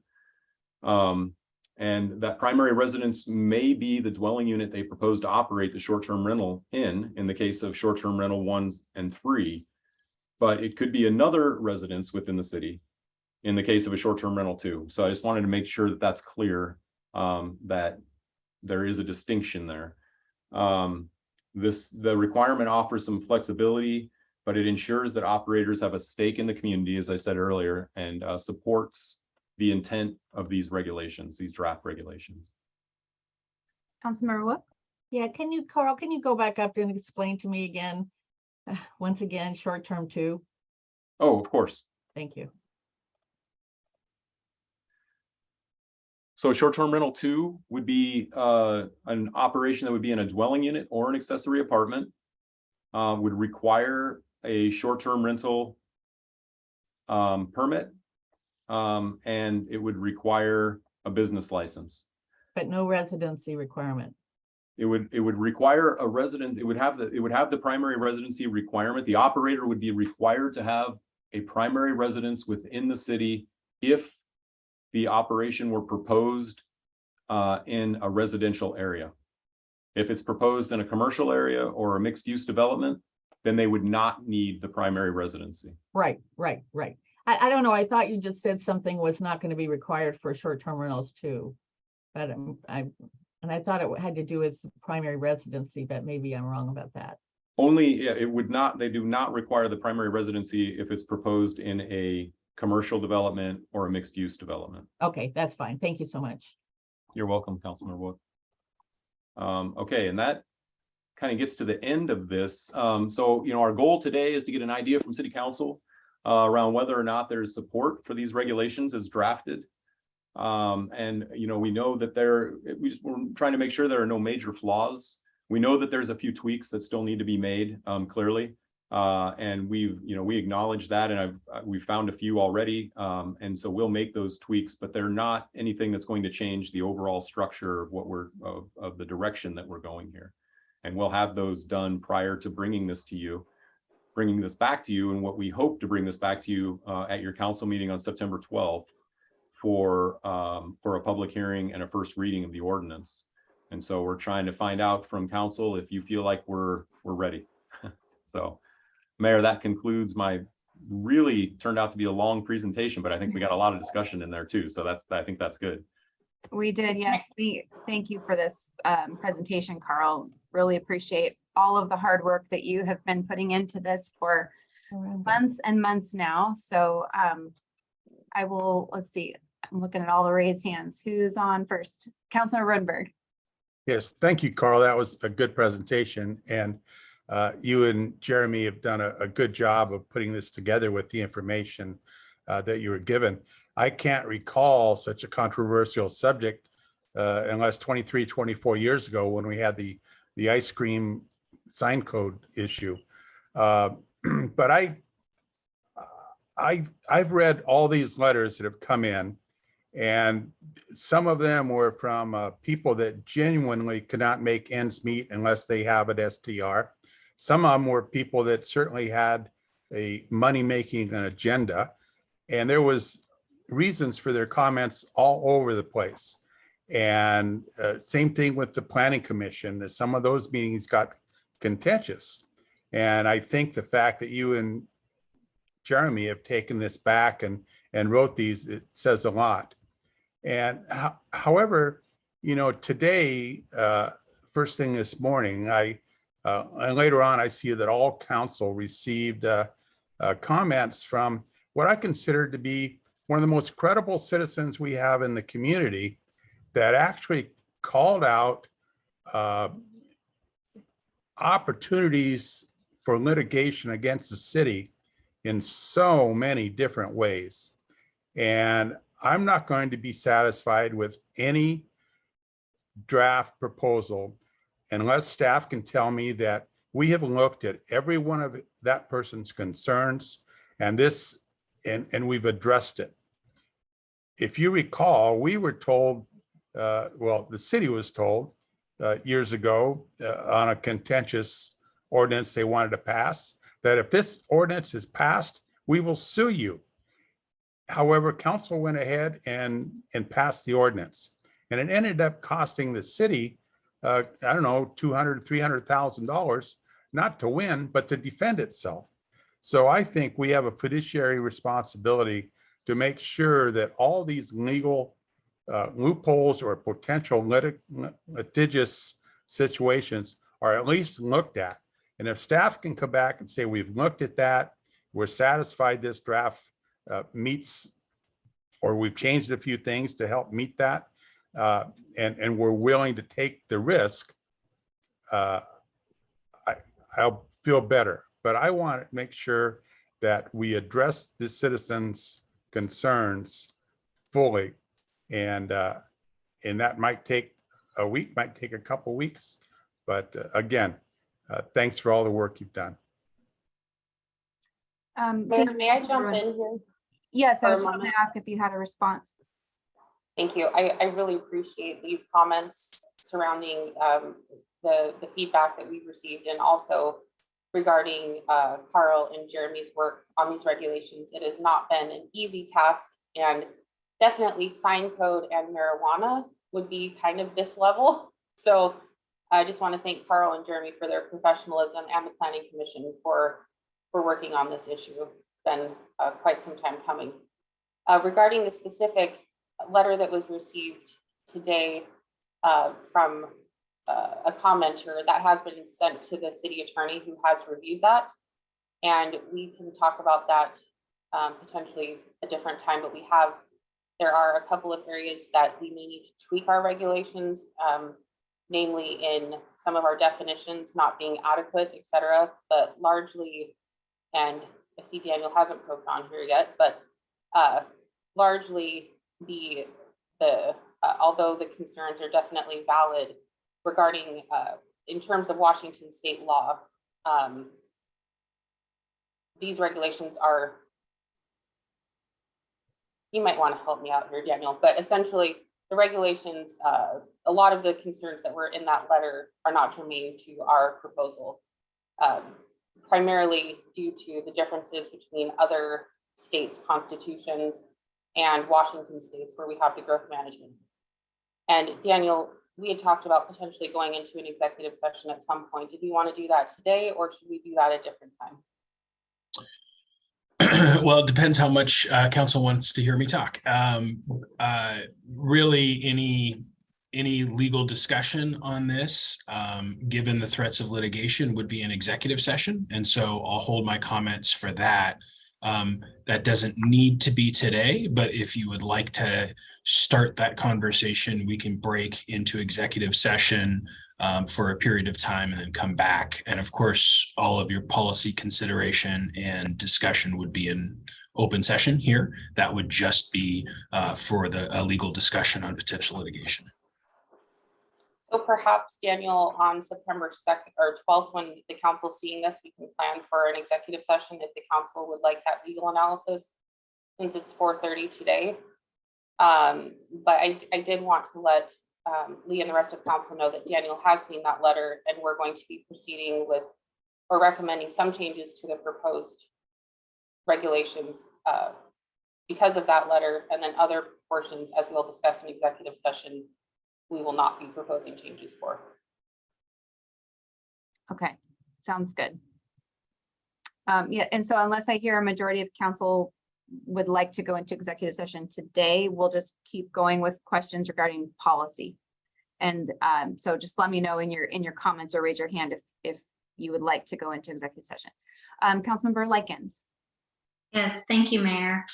I just had a couple of questions, Carl, and I want to echo thanks again for all this hard work. I know that this isn't easy, and we're asking lots of questions, so I appreciate your patience. Under section 17 of the draft ordinance 50, where it talks about performance criteria, there was a couple of words that I circled on subpoint G. It talks about consistent with typical residential uses, weddings, banquets, parties, and such not being allowed. I was curious how charitable fundraising ended up on that list, and how that would be bad for the city, or what the concerns were. We took this definition from I believe, Jeremy, you'll have to chime in here where we borrowed this language from, and it was from somewhere where I know they passed this ordinance, so this was adopted language. Sure. And I would just, before Jeremy chimes in on where it came from, I'll just say that we're looking at this as something, I suppose, charitable fundraising could lead to or mean a party or some kind of an auction. You know, I guess it could be any of those sorts of things. And it's so something that is other than what we would typically see in a residential dwelling unit. Okay, great. And it's a good point, Councilmember Likens. I mean, maybe it's something that we need to explore a little bit more. Okay, great. And then on the next page, they talk about small, informal, non-commercial gatherings. I just had questions about what defines a gathering. It might be nice to clarify like how many people, what that means, and then why non-commercial? Like if a group from a business wanted to rent a place for a weekend to do a retreat, let's say, would that be considered a commercial use? And I'm just wondering about how you would even monitor this if it didn't become an issue. Thank you, Councilmember Likens. And so, you know, having these performance standards here are really, it's something that we can use to measure the operation at the end of the year. When they come in with that affidavit, they come in to renew their business license. It's not something that we're going to be, you know, having code enforcement out monitoring the short-term rentals that we know of in the city and seeing if they're holding weddings or if they're holding these events. But if there are complaints from the community about these things happening, and those complaints are substantiated through police or through code enforcement potentially, then that's the kind of record that's being built that they're not being a good neighbor, you know, within the community. And so when we go to review that business license at the end of the year, that's something that we would consider. You know, we could take into consideration and say, look, you guys had 10 complaints this year because you were holding weddings and, you know, doing these charitable events or whatever, you know, whatever it might be, but utilizing the space for something other than what it was originally permitted for, which was a single family dwelling unit. Okay. Okay, yeah, and I know it's a lot of language, and whether it's in the good neighbor contract or whether it's codified in this ordinance, I don't know where the best place, but I hate to put something in an ordinance that we're not actually going to enforce with code enforcement. Maybe it belongs, you know, in the good neighbor agreement, or maybe you look at complaints, but that's for smart people like you and Daniel to figure out. So thank you, appreciate it. Thank you. Thank you. Councilmember Barber. Thank you. And I echo everyone else's comments, Carl and Jeremy and team, on your efforts. I commend you. And I also want to commend the neighbors who have been so involved and engaged in this process. I think that it has really helped everybody to get to a point that I'm hoping can make everybody at least a little bit happy. What I really like about what you've done is that it parallels other systems that are already in place. So it seems like it's a little bit familiar to people and will make it easier to implement. I do still have a concern about the primary residency, the primary dwelling requirement, and I'd like you all to visit that again in the interim before it comes back. And I appreciate the fact that I'm sure you're going to do that, but I wanted to say that out loud. So thank you, and thank you everyone for all your hard work. Thank you, Councilman Barber. Yeah, we will certainly be looking at that issue. Absolutely. Thank you. Councilmember Wood. Yeah, thank you. And again, thanks to the Planning Commission and all of you who did amazing hard work. This was not an easy job putting these ordinances together, and these proposed ordinances together. I trust you, and I think you did a really good job. I do have that one concern about if a husband and wife and their kids can all have different primary residences. For the sake of those folks who don't live in an HOA and cannot ban transient houses next door to them, I am very much in favor of a primary resident requirement. I think our citizens, when they find out about this, will be very much in favor of a primary resident, because it does allow transient housing in their neighborhood. They can't stop the number of them. But what I agree totally with the city's point of view, that at least if you have someone living there 50% of the year, you know that somebody in that house cares about the community. You know, most of us live here, as our comprehensive plan talks about the special city that we live in, the special neighborhoods. That's what Gig Harbor is all about, is special neighborhoods and the people who live there. So thank you very much for everything you have done trying to value the neighbors who don't live in HOA communities, and trying to keep some of our neighborhoods safe as well. So those are my comments. Thank you. I look forward to seeing this come back on September the 12th, I think, right? Thank you. That's correct, Councilmember Wolf. Thank you. Yes. Thank you. Katrina. I don't want to cut any other council members that have comments, but there are two things that I would like to note for councils. I know that there have been, so are there any other council members who wish to comment? I don't want to. Don't see any hands yet. You've received two comments that I'm aware of regarding approved conditional use permits that the city has already previously approved short-term rentals under lodging level 1 under our previous code. And we just, staff, we talked about this, and our code stipulates that the conditional use permits run with the land. And so by adoption of these regulations, even if those individuals do not fit into this, for instance, you received a comment letter from someone in California who has an approved CUP for an STR on Ross Avenue. For instance, that individual will be allowed to continue that use pursuant to our code. The expiration of a CUP, it lives on forever unless the use has been ceased or abandoned for a period of 2 years. So the instances of, there's one in Finholm and at least 2 on Ross that have these approved conditional use permits. Those uses are not at risk at losing anything pursuant to whatever regulations the council ends up adopting. One other consideration that staff, legal, and I have been working out is we're very aware that this moratorium expires, it's been a long day, at the end of September, and we're very understanding from the folks that are operating this and people that live here that, you know, a year is quite a long time and they would like to see this expire.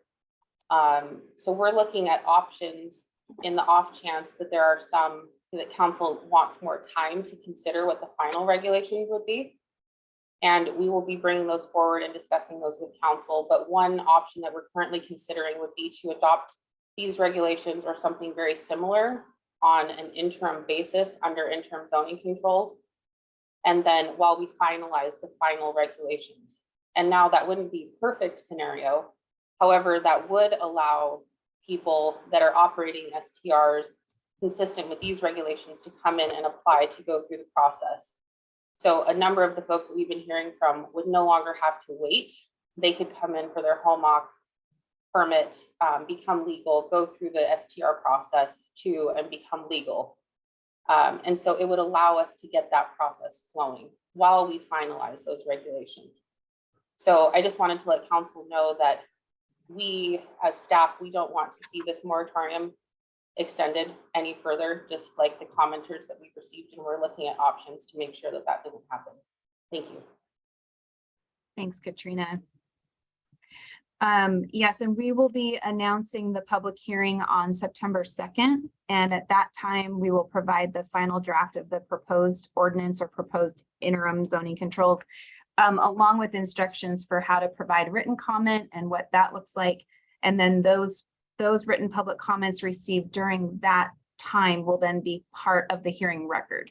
So that'll be the time to get those comments in to be part of that public hearing record. And then also, as always, there will be opportunity for live comment at the meeting, whether we're in person, if COVID numbers are down and we're in person, or if we're still on Zoom. So all of those instructions will be provided on our website as part of our agenda item, and I'll probably put it in my top 5 as well, because I know that this is such an important subject, and we want as many people commenting as possible from the community to hear what they want. What do they want their city to look like in regards to this this subject? So that's just kind of some housekeeping things I wanted to make sure that we mentioned. Councilmember Likens. Yes, thank you, Mayor. I know I think we've done it once in the past where when you had a speaker who represented a group, that you would allow them more time to talk if they wanted one speaker to represent them as opposed to each person talking individually. I don't know if that's something that could be considered for this next public hearing. I think, correct me if I'm wrong, Josh, but I think it says 5 minutes for one person that's representing a group and 3 minutes for individual commenters. Is that correct? Sorry about that. We don't have a provision for that. The mayor can allow for longer comments. So if someone wanted to propose that, actually, I'm just going to pull up council rules really quick. The mayor can allocate 5 minutes to speakers speaking on behalf of groups in attendance at the meeting. So the people that are in that group would have to identify themselves, and then they would not be able to speak. It will be limited to the person representing that group. So it's a little problematic to do with a Zoom meeting, but we could have that provision, and it will be up to the group to do that, not up to the council to. Yes, they would want to know ahead of the meeting who is going to be their established speaker, and then be able to identify themselves, what group they're speaking on behalf of. And Josh, I mean, if we were in person, we would have everybody raise their hands that's a part of that group, right? Yeah. And then kind of, they would then give their blessing. Yes, this is the person we've asked to speak on our behalf. I mean, we can ask attendees if we are on Zoom still, we can ask attendees to raise their hands if they're part of that group and just hope for the best. It will be a little bit tricky, but we can make it work. We'll make it work. Okay, that just might be a nice option because I know there are some organized groups. Just give them some more time. So, okay, great. Thank you. Appreciate it. Absolutely. Well, if there are no other questions from council, Carl, thank you again. Jeremy, thank you so much. It's really, you guys are really doing a great job. Thank you, Mayor. I know we'll see this to the finish line. So somehow. Okay, well, this has been great discussion, council. Thank you so much for all your comments. And just a reminder to have your comments into us about the Ed and Boat House usage, or not Ed and Boat, legislative agenda, what you would like to see for the legislative agenda by the 15th of September. Katrina, is that mid? Let's just say the 15th. That's mid-September. So there's been some coordination on email during this meeting, and so I think if you can get those thoughts to me by the end of September, we'll correlate those and have it in time for early October work session.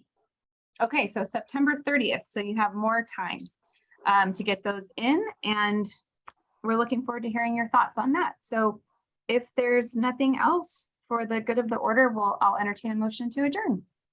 I move to adjourn. Second. Okay, all those in favor say aye. Aye. Aye. All right, good Aye. evening, everyone. Have a good night. Good night, everyone.